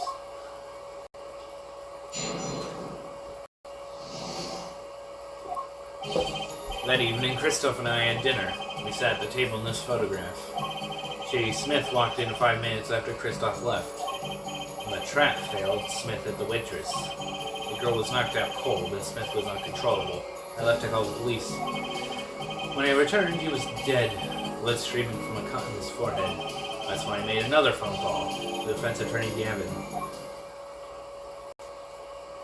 Mr. Gavin, you were at the Bush Bowl Club the night of the murder? I dine with him rather frequently.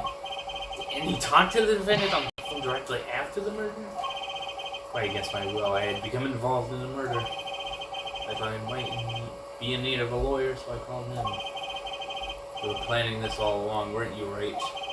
Just because you wanted to drag me into your little murder trial. The only thing I want is the truth, as I did back then and now. I thought my office was doing you a favor when you took on your defense. It appears that I was wrong. Very well, the defense may cross-examine the witness. Justice. Sir! He's lying, and you're going to expose him. Understood, sir.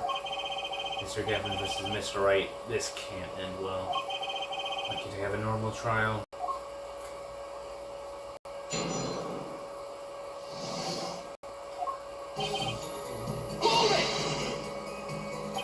You had dinner with Mr. Gavin? Yes, he dines with me at the Bush Bowl Club quite frequently. We were enjoying the usual dinner at our usual spot, as usual. I was at the table closest to the piano. I see. Where Mr. Smith was sitting. So the plates around, the plates and such on the table were from your dinner. Indeed, the remnants of my meal with Christoph. We dined for 2 hours, then Christoph left. After that, 5 minutes? So the two of them could have passed through the restaurant during that time. That would have been a fateful encounter to be sure. Oh, Mr. Wright, what was it you said? Christoph Gavin and Shady Smith may have met? I believe I did say that. Here I was all nervous about this meeting. Now we hear they just passed in the hall? That does seem a little weak as a pretense for murder. Oh, it would be, if that were all that really happened. Come on, Mr. Wright. What are you hiding this time?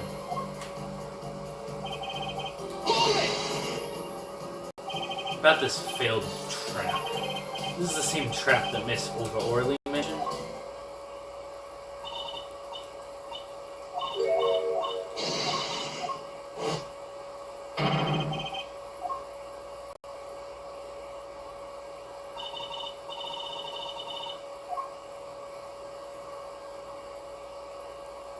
Yes, harmless prank in essence. It was by a quirk of fate that I happened to discover it. A quirk?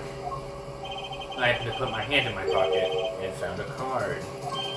The card she planted. Yes, snuck a peek at it and found it was 5 of hearts. I had a feeling something might happen, so I disposed of the card. Before the game. Disposed? Where? There's an empty bottle of grape juice I'd been drinking right beside me. There's a card inside the bottle. An empty bottle of grape juice. The murder weapon? Yes, rolled it up and shoved it in. And colored glass makes it hard to see. A battle of wits between the deceiver and the would-be deceived. That sounds like a terrific drama. A card inside the murder weapon? That's strange. Did the police miss it in their investigation? I'll take a look. Mr. Wright, the poker head of courtroom number 3 approves of this battle of wits. Please revise your testimony with this new information. I discovered the trap during the game and disposed of the card in the bottle.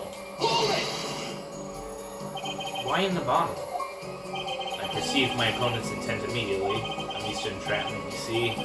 I knew what was coming. Oh, so you struck first. I like that. I know every trick in the book. You don't work on me. At least when you get lucky and stick your hand in your pocket, they don't.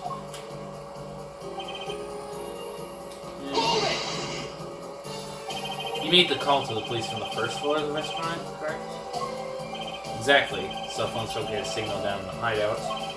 Was anyone else on the first floor at the time? So, as the middle of the night after all. So there in the darkened restaurant, I called the cops. After making the call, I returned to the hideout. It didn't seem right to leave the injured waitress alone.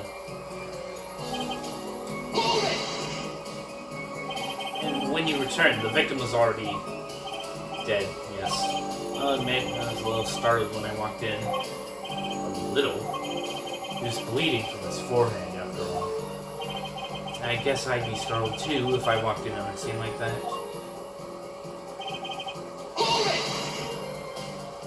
Could you explain why you called Mr. Gavin? I'd obviously gotten involved in a rather sticky affair. I figured Kristoff's law office would give me a friend rate for my defense fees. Glad to hear you intend to pay. Oh, I'll pay in full, Kristoff. It's I who got you involved, after all. You may find the price of your defense quite high, my good friend. Quite high. Is this the truth that Mr. Wright was talking about?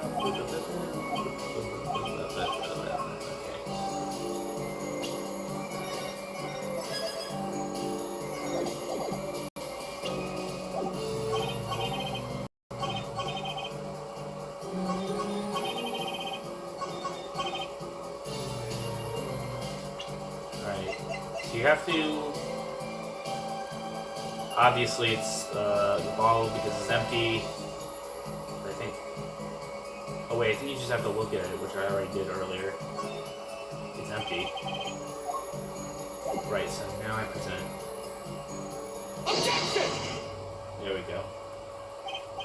Mr. Wright, if I may... Yes? I've examined the bottle, and I don't see any card in there. No? What, Mr. Wright? Surely isn't all you have to say for yourself. Can't say that I know what happened to the card. I did put it in that bottle, however. Huh? Perhaps a 5th person came and took it out. Oh, and a 6th person could have helped. Mr. Gavin, Mr. Wright is your client. My apologies, Your Honor. I wouldn't have you disparaging our investigation either. We looked inside that bottle, there was nothing. So what's going on? Is Mr. Wright hoodwinking us again? Or the card just disappeared? In any case, please continue the cross-examination. I'm afraid decisive contradictions... Oh, fuck off. Okay.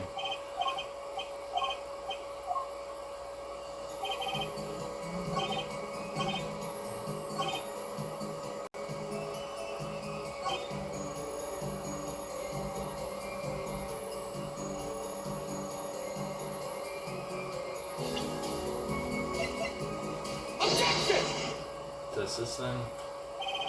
I know there's one with like 2 fakes. Mr. Wright, if I may, take a look at this photograph of the crime scene. See the victim here? He's wearing a hat.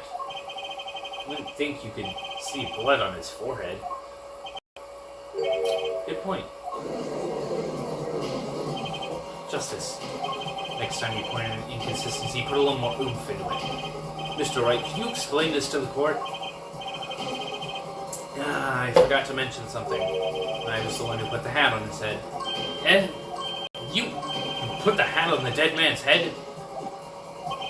You wore it to our intern poker game. After calling the police, when I returned to the scene, his head was in full view, shining bright, just like in this photograph. And picked this hat up before, and I put it on his head. Why did you do a thing like that? What I can say is, I'm sorry, but that's the only thing I touched at the crime scene. So, Miss Orley didn't see it? It being the victim's, his head? I think not. She was out cold. I believe I was the only one who witnessed his head. There we go again. Mr. Gavin? Pardon. It just seems that our client is determined to lie his way through this case. Hey, he's still our client, isn't he? I believe that's enough of that. Mr. Gavin, this witness's testimony is more like a travesty. It's riddled with lies. I'm getting to see how you came to lose your attorney's badge 7 years ago. Well, you certainly have a unique way of treating your clients, Christoph. I never knew. I believe it was you who threw the first stone. Mr. Wright, if you intend to ever tell the truth about this case, it's now or never. Don't be misled. I haven't told a single lie here. Eh? When I noticed the trap, I put the car in the bottle to dispose of it. When I put the hat on the victim's head, let's just say I had a reason for doing that as well. The reason? That reason is right here. Your cell phone? That night, Carl and I spoke with Defense Attorney Gavin after calling the police. Just in case I recorded our conversation. What's this? Now that we're all here, I see no reason why I shouldn't play it back to the court. Christoph, I seem to be in a bit of trouble. What's this? Game not going well? Something like that. The gentleman who challenged you turned out to be good? Turned out to be dead. Someone hit him. Hard. I mean, someone cracked that flawless bone trying to... It wasn't you, was it? Me? Please. The cops should be here any minute. I'm in your hands, should it come to that. Bone china plate? Kind of porcelain, very smooth and shiny. Not plate, but pate. I believe he's referring to a certain gentleman's balding forehead. The court appreciates the defendant's discretion in not indicating it in my forehead. Wait a second. Something's not right about that phone call. So, after Mr. Gavin ate dinner with you, he left the Borscht Bowl Club. Most certainly. Then how did he know? When did he see this bone china plate? Oh, that's right. Yes, that was when I began to see my good friend in a different light. Troubled, I returned to the crime scene. When I spotted Mr. Smith's head again, I realized exactly what was wrong. Well, Mr. Gavin, the stage has been set. Perhaps you would like to explain this to the court? Exactly how did you come by your privileged knowledge of the victim's head? So, this is your reason. The reason why you put the victim's hat back on. Your point, Mr. Gavin? Let's come down to this as a Phoenix Wright. Order! I will have order! Mr. Payne. Yes, Your Honor. I believe this court has been left with no other choice. Are you prepared to hear Defense Attorney Gavin's testimony? Well, as the prosecutor, Very well, we'll break for 10 minutes. After which Mr. Gavin will take his stand for a cross-examination. Are we all clear on that? Crystal clear, Your Honor. Very well, this will be our final recess for the day. Oh my god. 2:32, and it's only 12:48. Oh my god.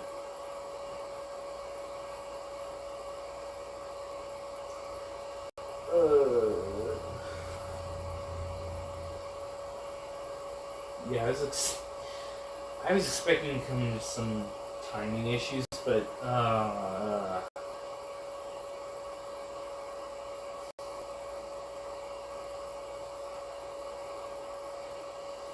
it's only almost 2 hours.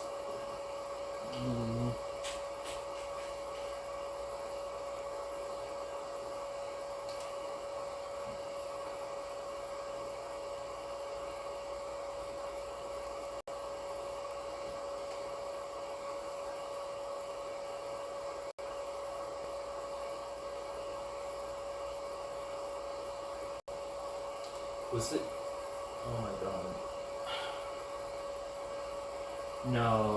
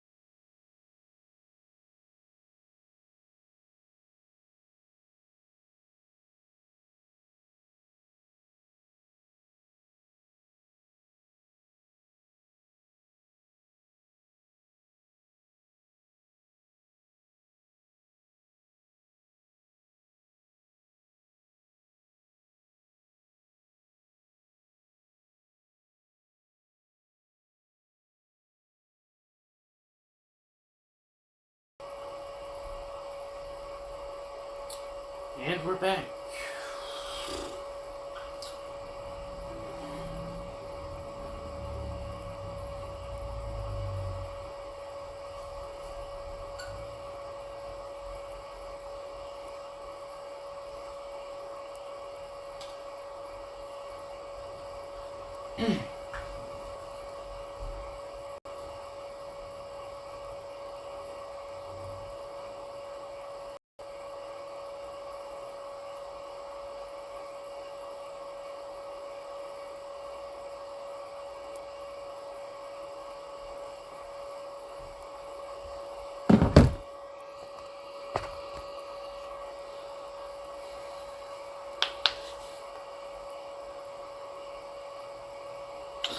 Okay. It's 2:32. Mr. Gavin and Mr. Wright are both in the judge's chamber. Who would have thought today would turn out like this?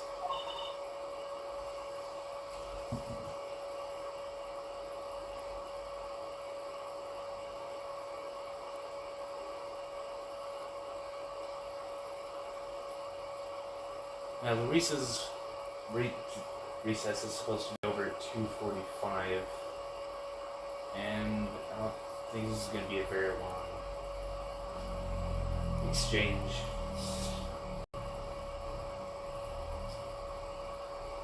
So I'm going to try doing like one line of dialogue per minute and see if that works.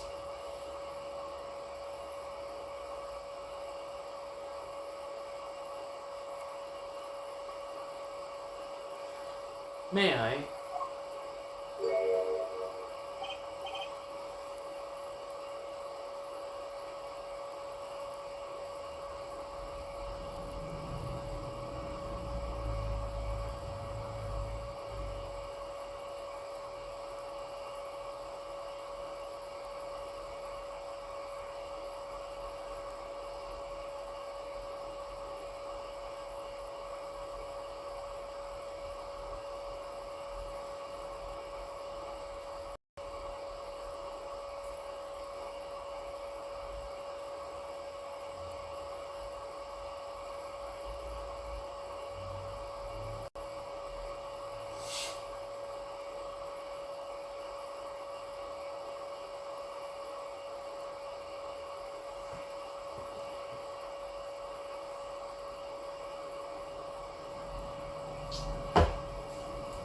Huh? What?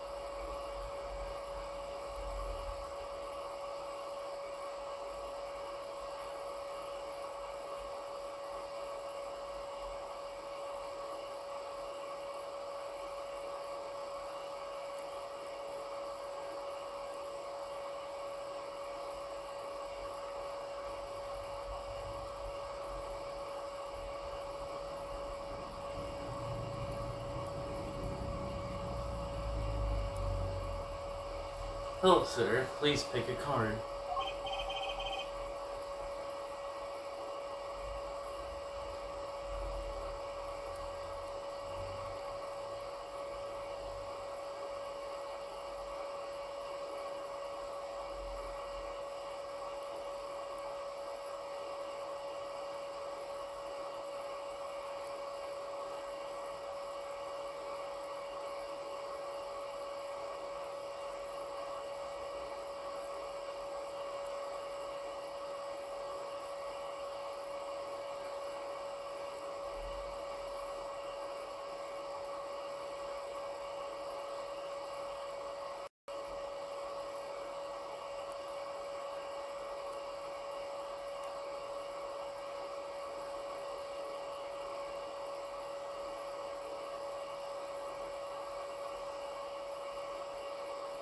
What's all this about?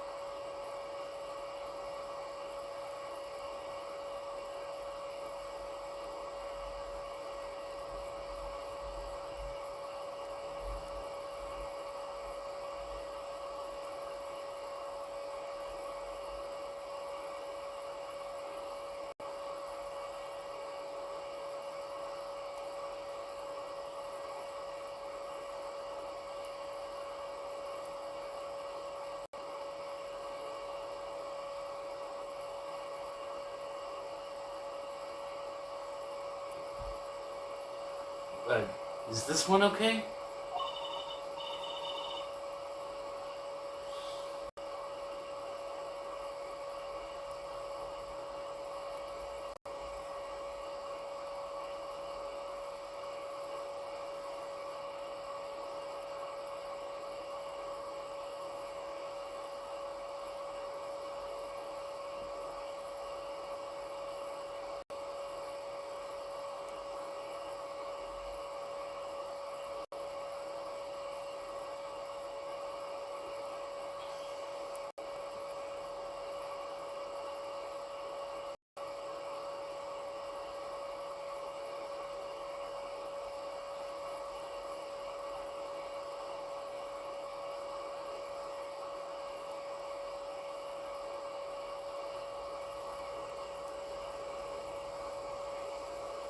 Excellent.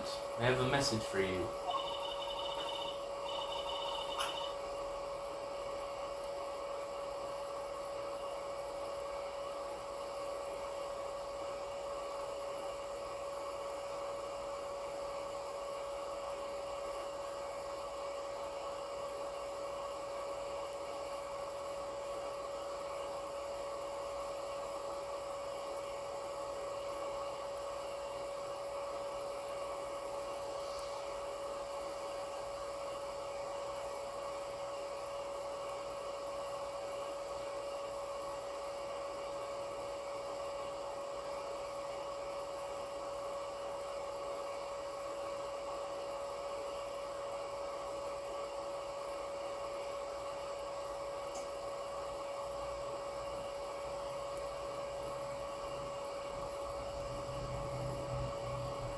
The last hand is about to be played. They'll need a trump card to make it.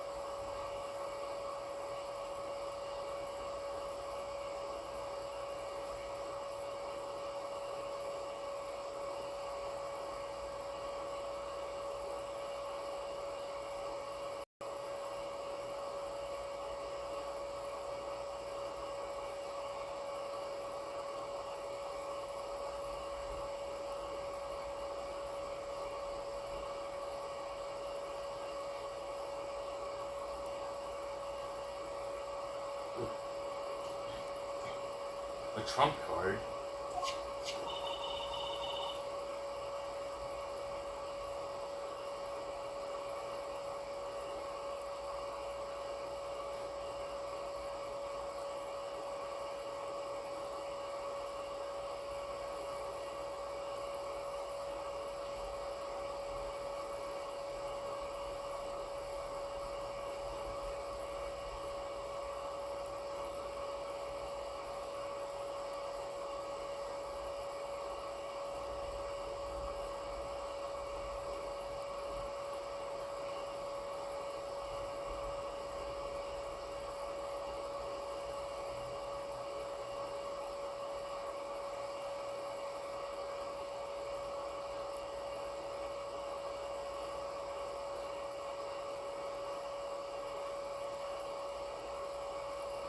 The card you have chosen is magical.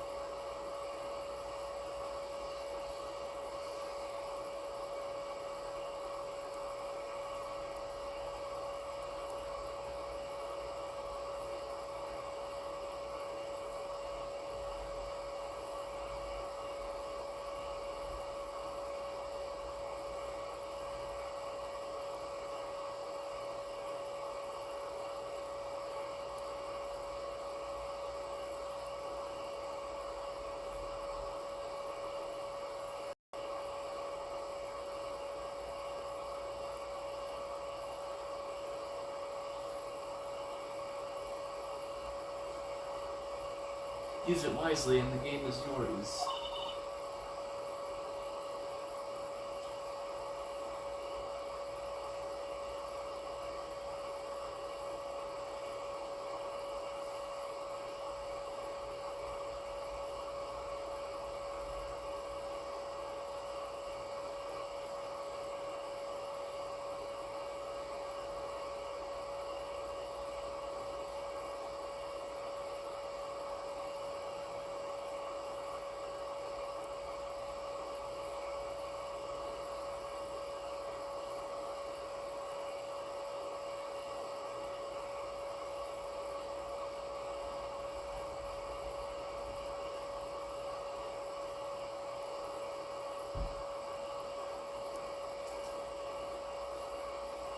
That's all.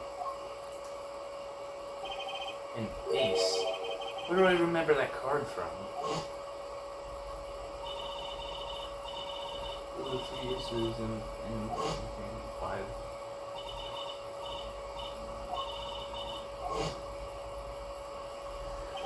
The missing 5th ace. Wait, this blotch of red. Is this blood? You have your trump card. Now it's up to you to cut the deck and draw. The truth. My father's fate is in your hands. I know you can do it. This bloodstained card is my trump card for finding the truth? I fell deep into thought as my mind raced to understand what all this meant. That girl. I'd seen her recently, but where? That's why I made the connection.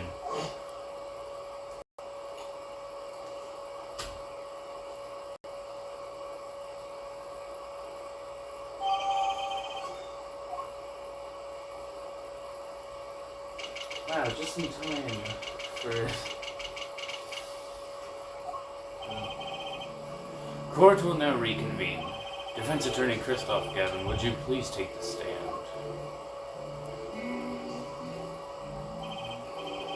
Now then, if you would, Mr. Payne... yes? Well, the witness stated his name and occupation. Is this farce necessary, Your Honor? Believe me, far stranger things have gone on in this courtroom. Fine, I'll play along.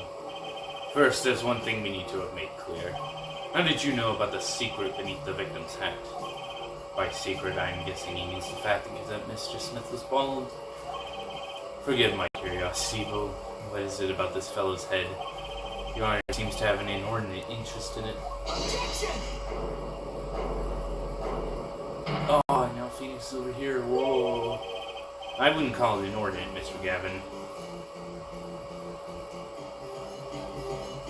Fuck yeah, objection 2001. Mr. Wright, what do you think you're doing, Wright? Wow, things sure look different from the other side. You know what I mean, Apollo? Speaking of looking from the other side, let's consider something for a second. The victim wore that hat all night, never once taking it off except for that one time.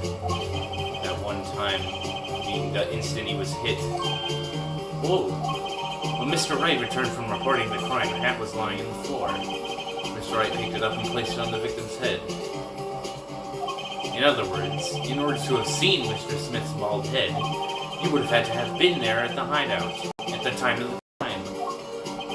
In other words, I must be the real killer, is what you're trying to say? Not bad, Apollo.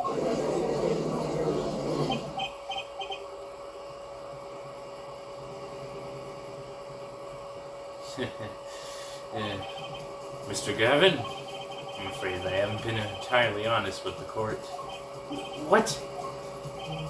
Oh, I assure you I had the noblest of intentions. I did it all to protect my client, Mr. Wright. Yet, I'm afraid in the current situation I see little reason to hide anything. Very well, allow me to tell you the truth of what happened that night. Finally, you may begin your testimony. Tell us, how were you involved in the events of that fateful night?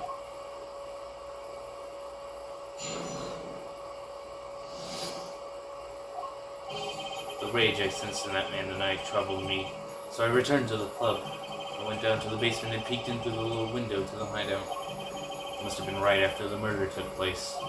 The victim was dead, as he appears in the photo. A bald head and unconscious girl, and Wright holding a bottle in his hand. I sensed that was not the best place for me to be at the time, and so I left. That's what the call came from Wright.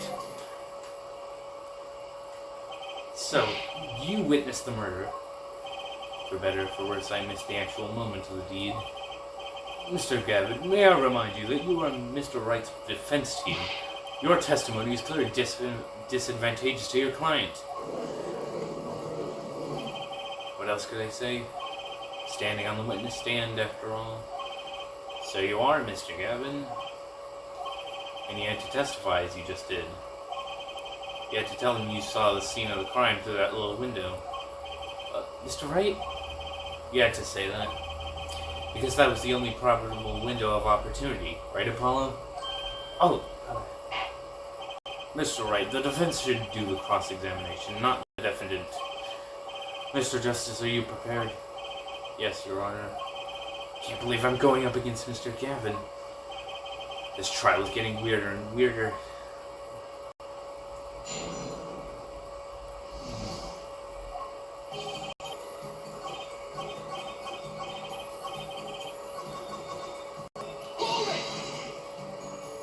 That man, you mean Mr. Smith? He was different from the other customers. His aura, shall we say. I knew he was a serious poker player, but it was more than that. So then you knew the true nature of your client's job. And of course, I also knew he wasn't engaged in gambling, which would be illegal. Well, it makes sense that you know. They were friends after all. Worried for my friend, I returned to the club. You see, I feared that Mr. Smith might be someone coming to sell an old score. Let's see, what happened then? The little window. You mean the one used to keep watch up the stairs? Yes, the relic of the ancient past. The Black Marketeers used it, I believe. Why did you go through the trouble of peeking through the window? Wouldn't it have been easier to just open the door and go into the room? I didn't want to upset Wright, you see. Upset Mr. Wright?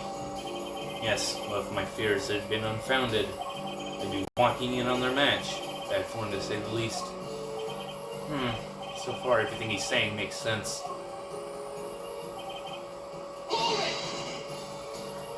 How do you know it was right after the murder? Really, no need to shout, Justice. I was just getting to that part in my testimony. Ah, there he is. The coolest defense in the West we know and love. Even when you're standing up there in the witness stand, some things never change. I was afraid you'd change too, right? But you haven't. You overbearing personality of yours. Friends like these. By photo, you mean the second photograph of the crime scene. Precisely. You see, he wasn't wearing his hat then. And I saw his head when he was dead. And then Mr. Wright came along and replaced his hat. Can you describe the scene of the crime for us? Those were the only three at the scene of the crime? Yes, as far as I saw at least. Then we're back to where we started. The killer was the defendant, Phoenix Wright. Who else could it have been? But why didn't you talk to the police? Two reasons. First, I didn't actually witness the very moment of the crime. Second, my office was asked to defend Wright. Even after seeing what I had seen, I couldn't abandon my friend. There must have been some else. Justice, I just said I saw no one. Not a soul. But that goes against what Mr. Wright said. Ah, yes, this mysterious fourth person who would conveniently be the real killer, I suppose. Glad to see we agree, Mr. Gavin. Let me pose a question then. Tell me, what possible reason did the real killer have to swap the cards in the victim's hand? Perhaps you can show us a reason why such a thing would be necessary. How can I show something I can't find myself? Remember, Apollo, the card that was swapped out was the fifth ace. The fifth ace, right. Well, Mr. Justice, the question of why the killer would swap out a card has been raised. Can you point to a reason?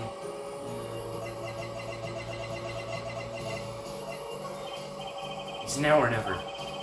The defense would like to present evidence to the court. Oh, fuck. This is a penalty.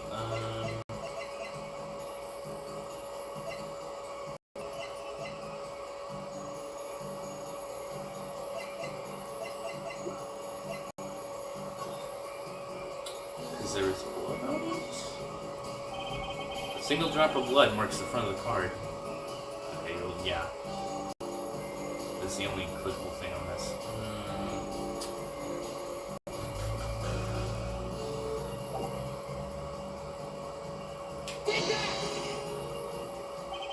My reason is this. Oh, it actually is. Is that an ace? Why, it's got blood on it. Right next to the spade. What? This is insane. Why wasn't I told about this? Why? Could this be? Could this be the missing fifth ace? Inconceivable.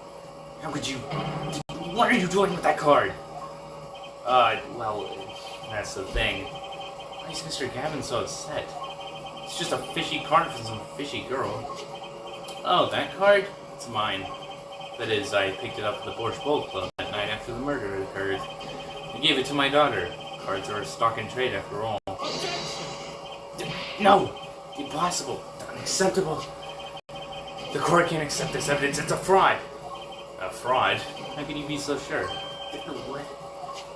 I would think the only person who could claim this was a fraud would be the one who took the real card from the crime scene. The real killer. Oh, shit. Allow me to elaborate. What if this trace of blood was the reason? The reason for the killer to take the card from the scene of the crime? Where are you going with this? Take another look at the photo on the victim's head. At the moment of the crime, his hat fell to the floor. A trickle of blood ran from his forehead down to the back of his head. And a drop of that blood had fallen, I suppose. The killer then took the card and hid the blood. Regardless, that evidence is not permissible. No? Right. Regardless of how you wasted the last 7 years, you used to be a lawyer. You know what a serious crime it is to conceal evidence. Oh, we can discuss the finer points of our legal system later. What's important is how I've answered your question. What are you talking about?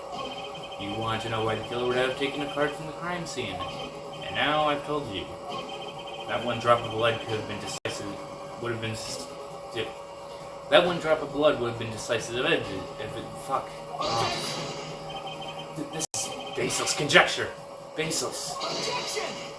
Oh, he's about to say the thing. Oh, I assure you it's quite based. What? It's amazing, really. A single drop of blood a single card can lead us to the truth.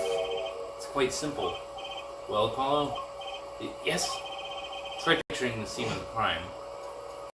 In your head. In 3D. Whoa.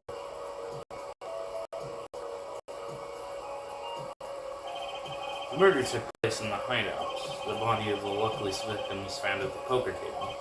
And before the killer swapped the card out, there was a single card with a drop of blood on it in the victim's hand. Given this, there is one decisive problem with this scene. Well, what is it? Let's keep it simple, shall we? Given that there was a drop of blood on a card, whose position in this diagram doesn't fit. The victims, the killers, the witness, the second witnesses, whose position doesn't fit with the bloody card. Well, it's the victims, obviously.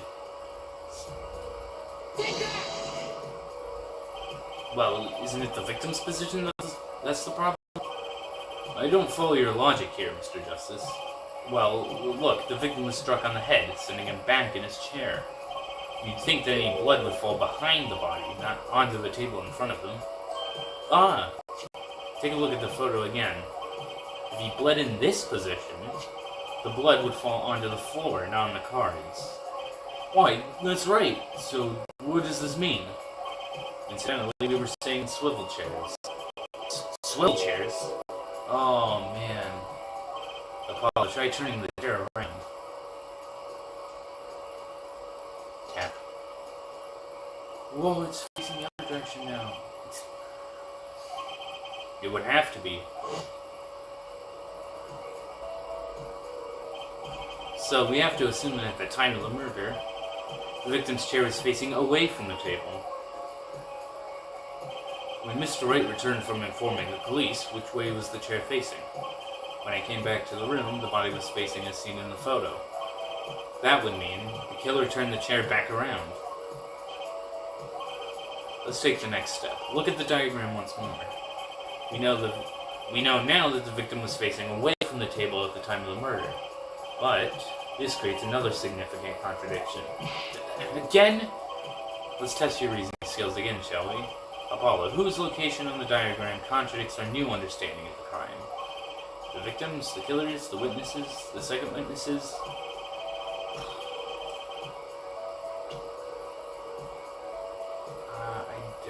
I don't remember.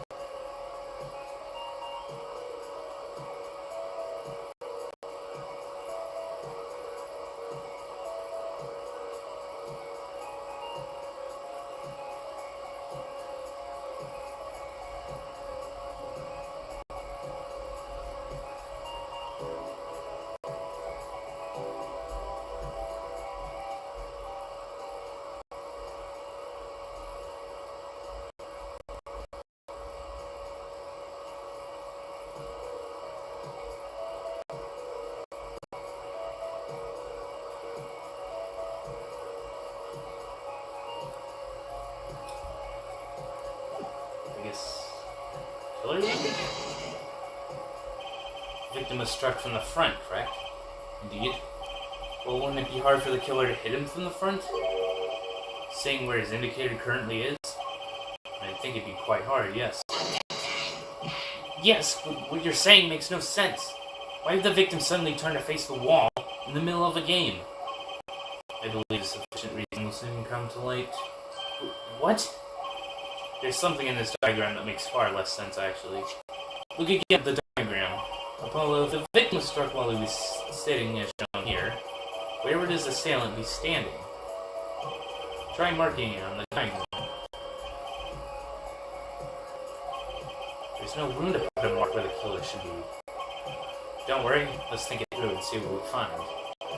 We know the victim was facing towards the wall at the time of the crime. That's the only thing we know for sure.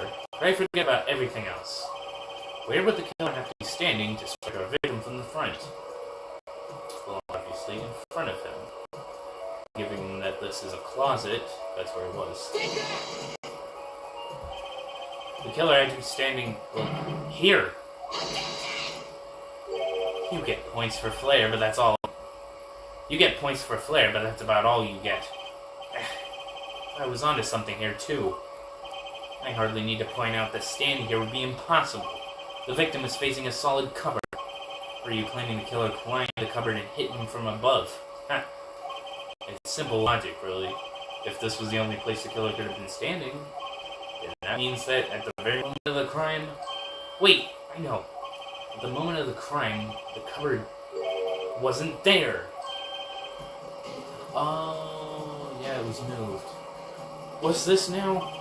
I mean, that's the only explanation, right, Mr. Gavin? Your Honor, I have a suggestion for the defense. We should arrange to examine the cupboard in the hideout immediately. Bailiff, send a team to the crime scene immediately. Have them try to move the cupboard. Your Honor? What? there's one more thing your men should look for. Please give this to the bailiff. Yes, I see. You belong in the courtroom after all. You do belong in the courtroom after all, Mr. Wright. I do my best.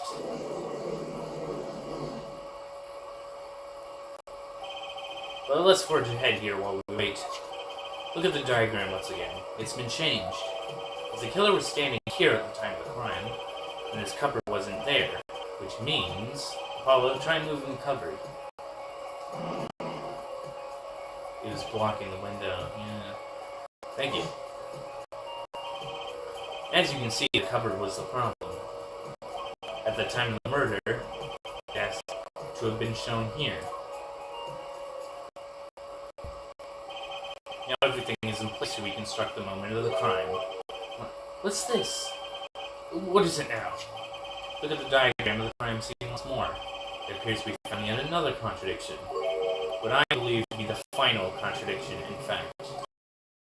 Oh, dang! Notice something, Apollo? Our line of deduction is rapidly approaching its logical conclusion. Now then, Mr. Justice, please point to the new contradicting indicator. Well, yeah. If Kristoff was here, he wouldn't have been able to see the crime because the window was blocked, which means he's actually over here because he killed him. About this cupboard. Are we all okay with assuming it was moved? Sure, why not? Well, if it was, something really doesn't fit. The cupboard would completely cover up the window to the stairs. Ah, that's right. Someone standing outside wouldn't be able to see in. Someone like Mr. Gavin. What did you say? Oh, is the coolest defense in the West losing his cool? Don't expect me to play along with your little game, right? It's only a game until someone gets killed, Mr. Gavin. And someone was. While the window to that room was blocked by a cupboard. So, Mr. Gavin, perhaps you'd like to explain to the court. Exactly where did you witness the crime scene from? Excuse me, Your Honor. Order! This is a court of law, and I will have order. We just now received word from our investigative team at the Borscht Bowl Club. They've examined the cupboard in the hideout, Your Honor. Oh? What did they find? Well, Your Honor, it turns out there is a secret passage behind it. What? Yes. I believe I mentioned something of the sort before. This is one of the tricks to the room many of our regulars know about. I do remember saying something about that now that he mentions it. A secret passage is a handy thing to have when you're engaged in illegal goings-on. Never know when you might need to duck away from the eyes of the law. So the room has a secret passage. Where does it go? The other side connects to the restaurant above. The underworld bosses could get away from the cops and enjoy a cold bowl of borscht, no doubt. Just like our killer.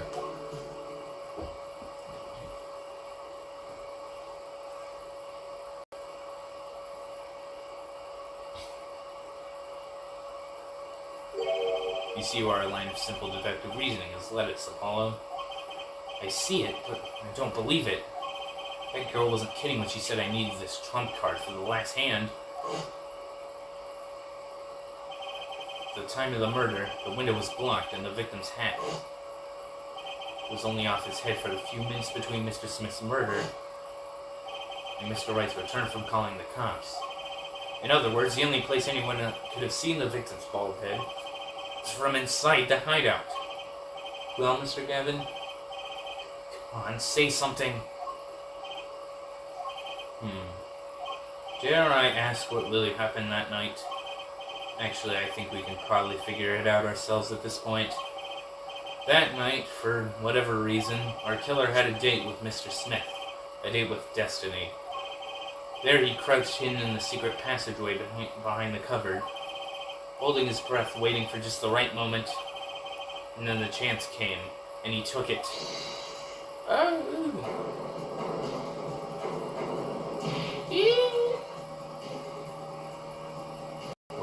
Why did you do that? Wait here, I'll get help. Miss Olga Orley was out cold, struck by Mr. Smith. But his time was soon to come. Mr. Wright went upstairs to call the cops, leaving Mr. Shady Smith alone in the hideout with the unconscious dealer. Then our killer stepped out from the secret passage and into the hideout. The victim must have heard the cupboard sliding aside. He wheeled his chair around to look, and after the deed was done, the criminal must have seen the blood on the card. He would have, of course, realized the need to destroy the evidence. That single spot of blood told the whole story of the crime. Too bad for him he didn't linger any longer in the hideout that night. If he had, he might have noticed the cards on the floor. And the fact that they were all red!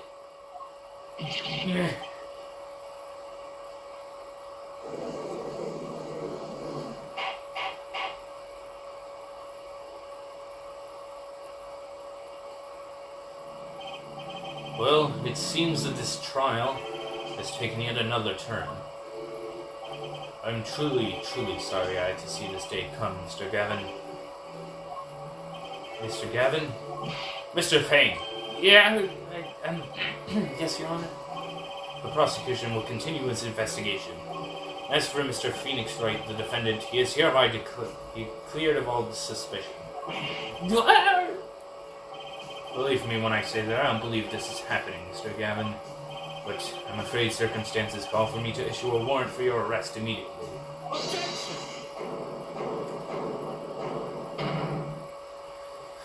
Oh, no need to apologize. I'd rather enjoyed myself. It's not every day you get to witness a legendary attorney's dirty tactics firsthand. Your point, Mr. Gavin? Frankly, Your Honor, I'm shocked that a person of your caliber would be taken in by such a low-grade parlor trick. Excuse me? The defendant is cleared of all suspicion. This is hardly the time for jokes, Your Honor. Mr. Wright hasn't proven anyone's guilt or innocence here. What he has done is use illegal evidence to put the blame on someone else. And not just anyone else, but me, his own defense attorney. Illegal evidence? Objection! Let me ask you, Mr. Gavin. Is there still any reason at present to suspect me of wrongdoing? Of course. This bottle, for instance. The bottle of grape juice Mr. Wright was drinking? How do you intend to explain away the fingerprints on the murder weapon? And not just any fingerprint, am I right, Mr. Payne? Actually, yes. The fingerprints on the bottle were upside down. I seem to recall this being an issue earlier. The court in this case demanded an explanation. I can think of only one reason why one would hold the bottle upside down, and that is hits the bottom of the bottle. Well, Your Honor? See how the codfish burns to the last. Well, Apollo? Yes?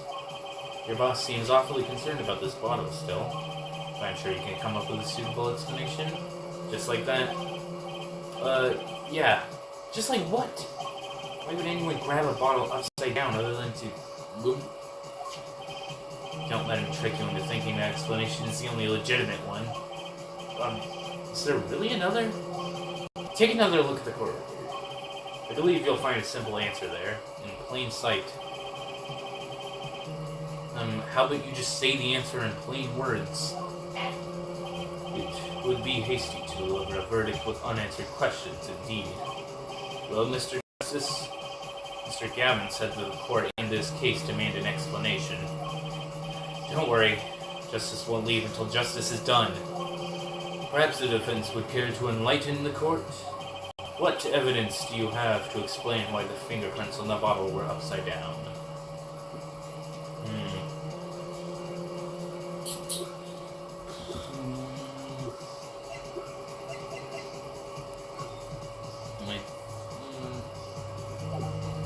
Right, it's a photo.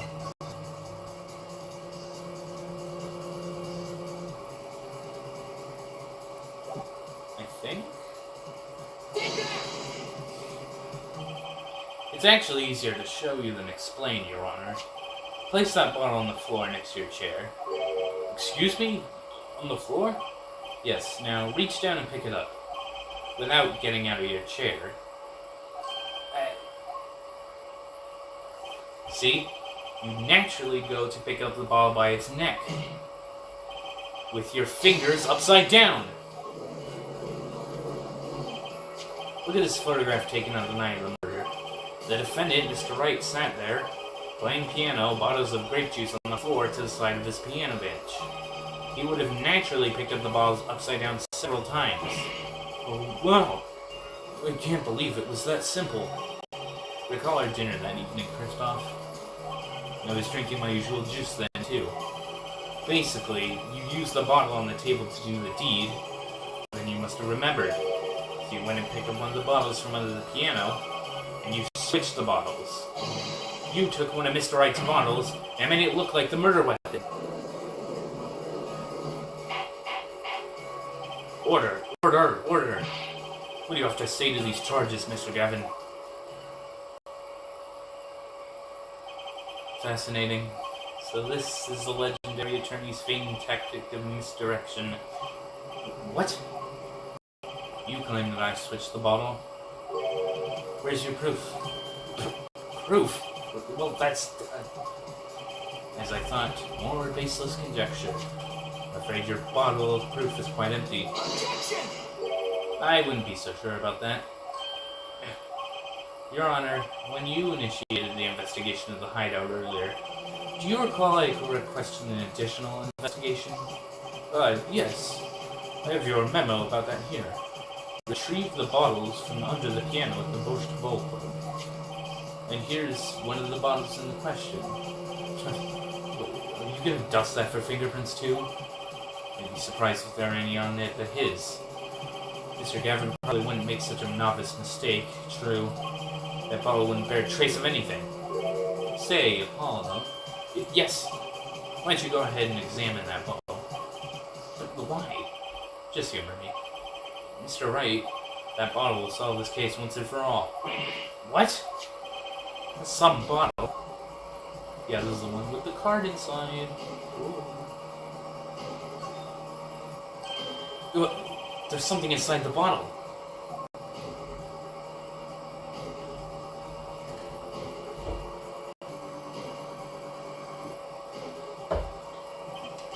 What's this? That card. It can't be. Recall that unpleasant woman's testimony for a moment. Or Miss Olga Orley?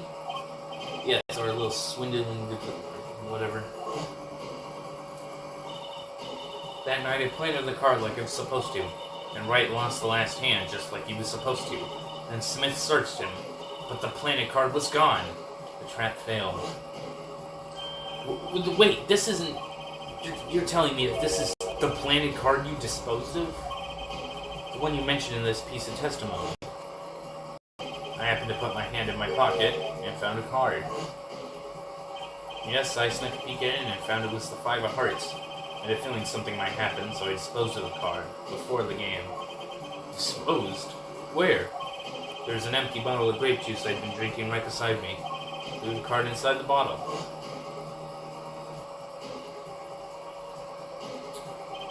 The 5 of hearts. This is the card. The bottles were swapped, and the only one who could have done it was the 4th person in the club that night. You, Mr. Kristoff Gavin!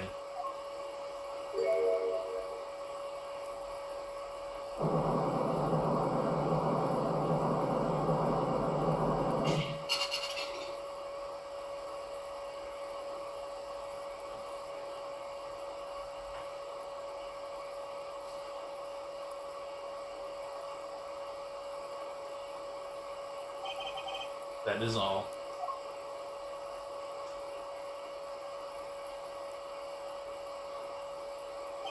Is this your idea of revenge, Phoenix Wright? Revenge? Revenge for the events that took away your attorney's badge 7 years ago? My past is like my logic, straight and true. Nothing's changed. All I did was point out the finger of justice in the proper direction. Fine. I'm glad we could have this little... This is insane. What about me? Don't I get to prosecute anyone?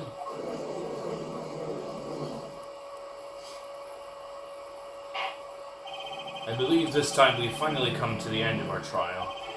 Mr. Payne, do you have a report on us for Christoph Gavin? He's admitted everything. We're processing his arrest now. I see. Still, one has to wonder why you would do such a thing. He didn't even have a connection to the victim. Did he? None that we know of. Mr. Wright, have you anything to add? I'm afraid I can't shed any more light on the matter. About this victim, Mr. Shady Smith. His occupation was listed as traveler. An odd profession to be sure, and that's all we know about him. I'll arrange a follow-up investigation, Your Honor. Good. Mr. Wright? Yes? 7 years, and you still haven't lost your touch. Christoph Gavin was a man with much significance for me, both as a friend and a lawyer. He was extremely talented, to be sure. I needed 2 things before I could confront him. The first was a place where no injustice could be tolerated, this courtroom. The second was a man who would tolerate no injustice. In other words, a defense attorney. You, Apollo. Me? This is a dark time for our legal system. The twisting of justice brought by their very own initial trial system. We have to set it right. Mr. Wright, our work lies ahead of us, and I, for one, am looking forward to it. Well, this seems like a good time to announce a verdict. This court finds the defendant, Mr. Phoenix Wright, not guilty! Fuck yeah!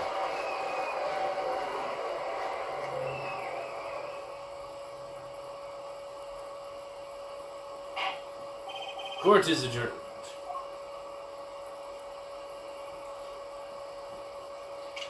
How far off are we? Shit. An hour and 8 minutes. I'm sorry, guys. I'm just too good. I'm too good at this.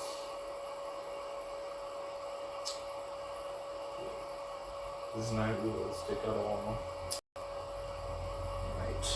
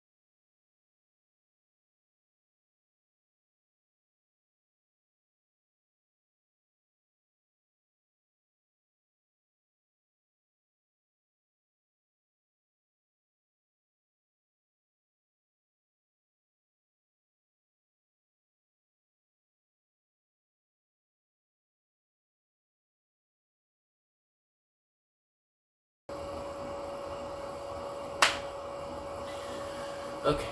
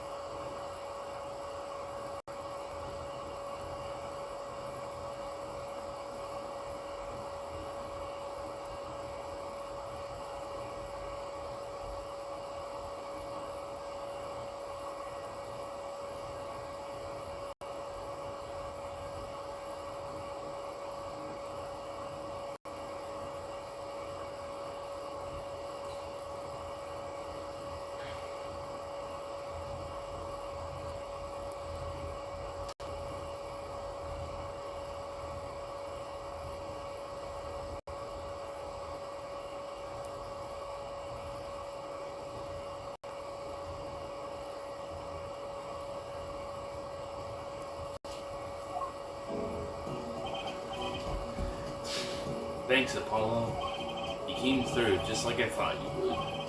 I'm pretty sure I didn't do a thing in there. It was you who cornered Mr. Geb, the killer. Couldn't have done it by myself. You sensed it too today, didn't you? Your ability. Ability? Yes, the sensitivity I lack. You'll come to understand it soon enough. Wait, I wonder if he means...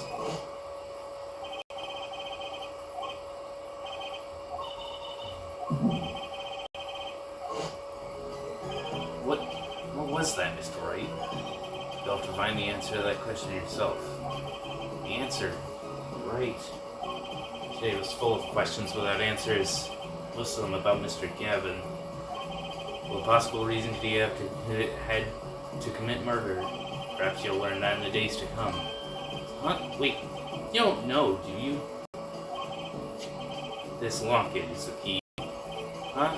Oh, that reminds me, I met the girl's pictures in your pocket.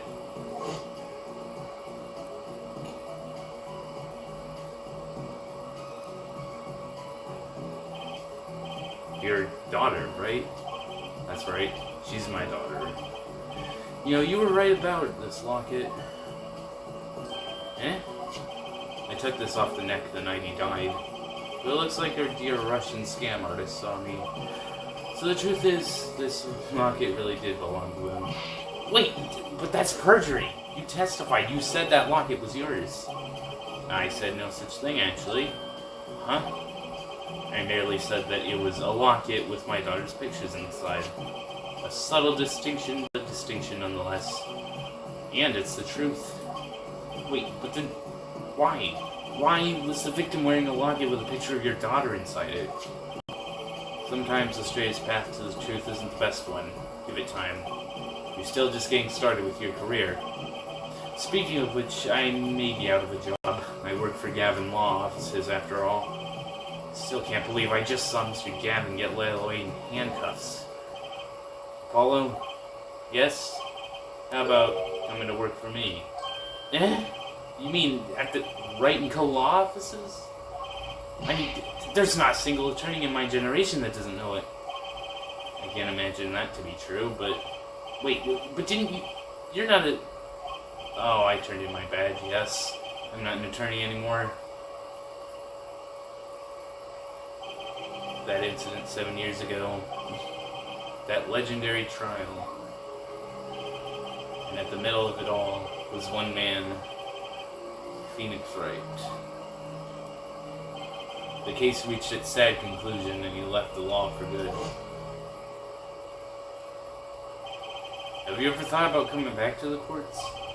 I'm not qualified to stand in a court of law. afraid. Did you notice in today's trial, there's a single piece of forged evidence? Forged evidence? What are you talking about? Talking about evidence that shouldn't have existed. Naughty magician's trick. One piece of evidence struck me as odd. It's true. It just seemed too perfect. I bet this was the forged evidence. You mean this, don't you? You mean this, don't you? I got this from your daughter, Mr. Wright. Yes, that card shouldn't have been found at the crime scene. Why? Because the killer took it with him when he left, leaving the wrong card in its place, luckily for us.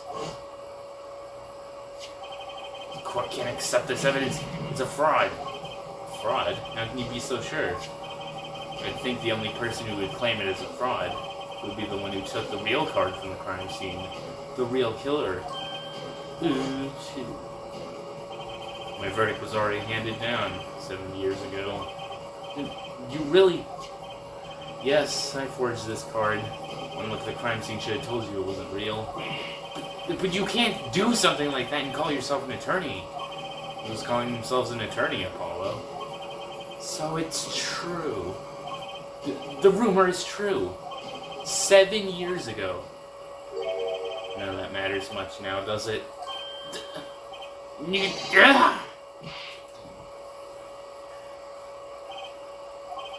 I punched him. It's your story from here on out, Apollo. Perhaps I can help you turn the next page. My office address. Drop in if you like. Mr. Wright. Oh, and about your uppercut. Try yelling, "Take that!" next time. Find it packs a little more punch. And Apollo, thanks for today. I had a good time.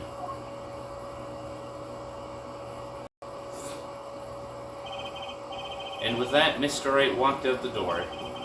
And that's how my first trial ended. A lot of mysteries went unsolved. And at the time, I had no idea they were all related. Every mystery that day connected by a single thread of logic. I'd find that out soon enough. My name is Apollo Justice, attorney at law, and this is how my story begins.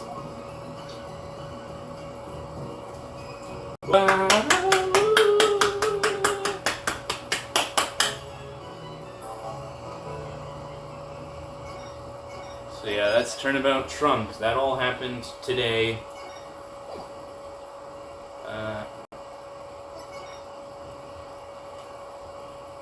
Wow, alright.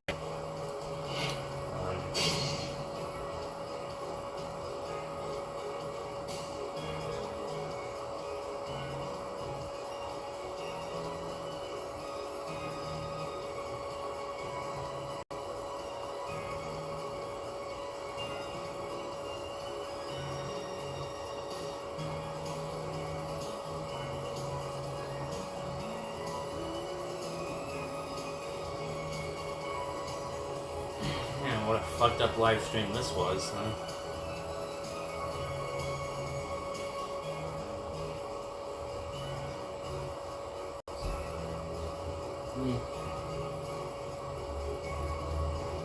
Hope there won't be too many gaps in the next few cases. Otherwise, this is gonna suck. Anyway, yeah.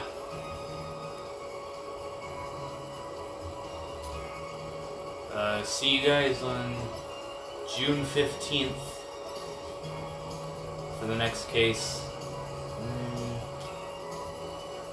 There's really not much here.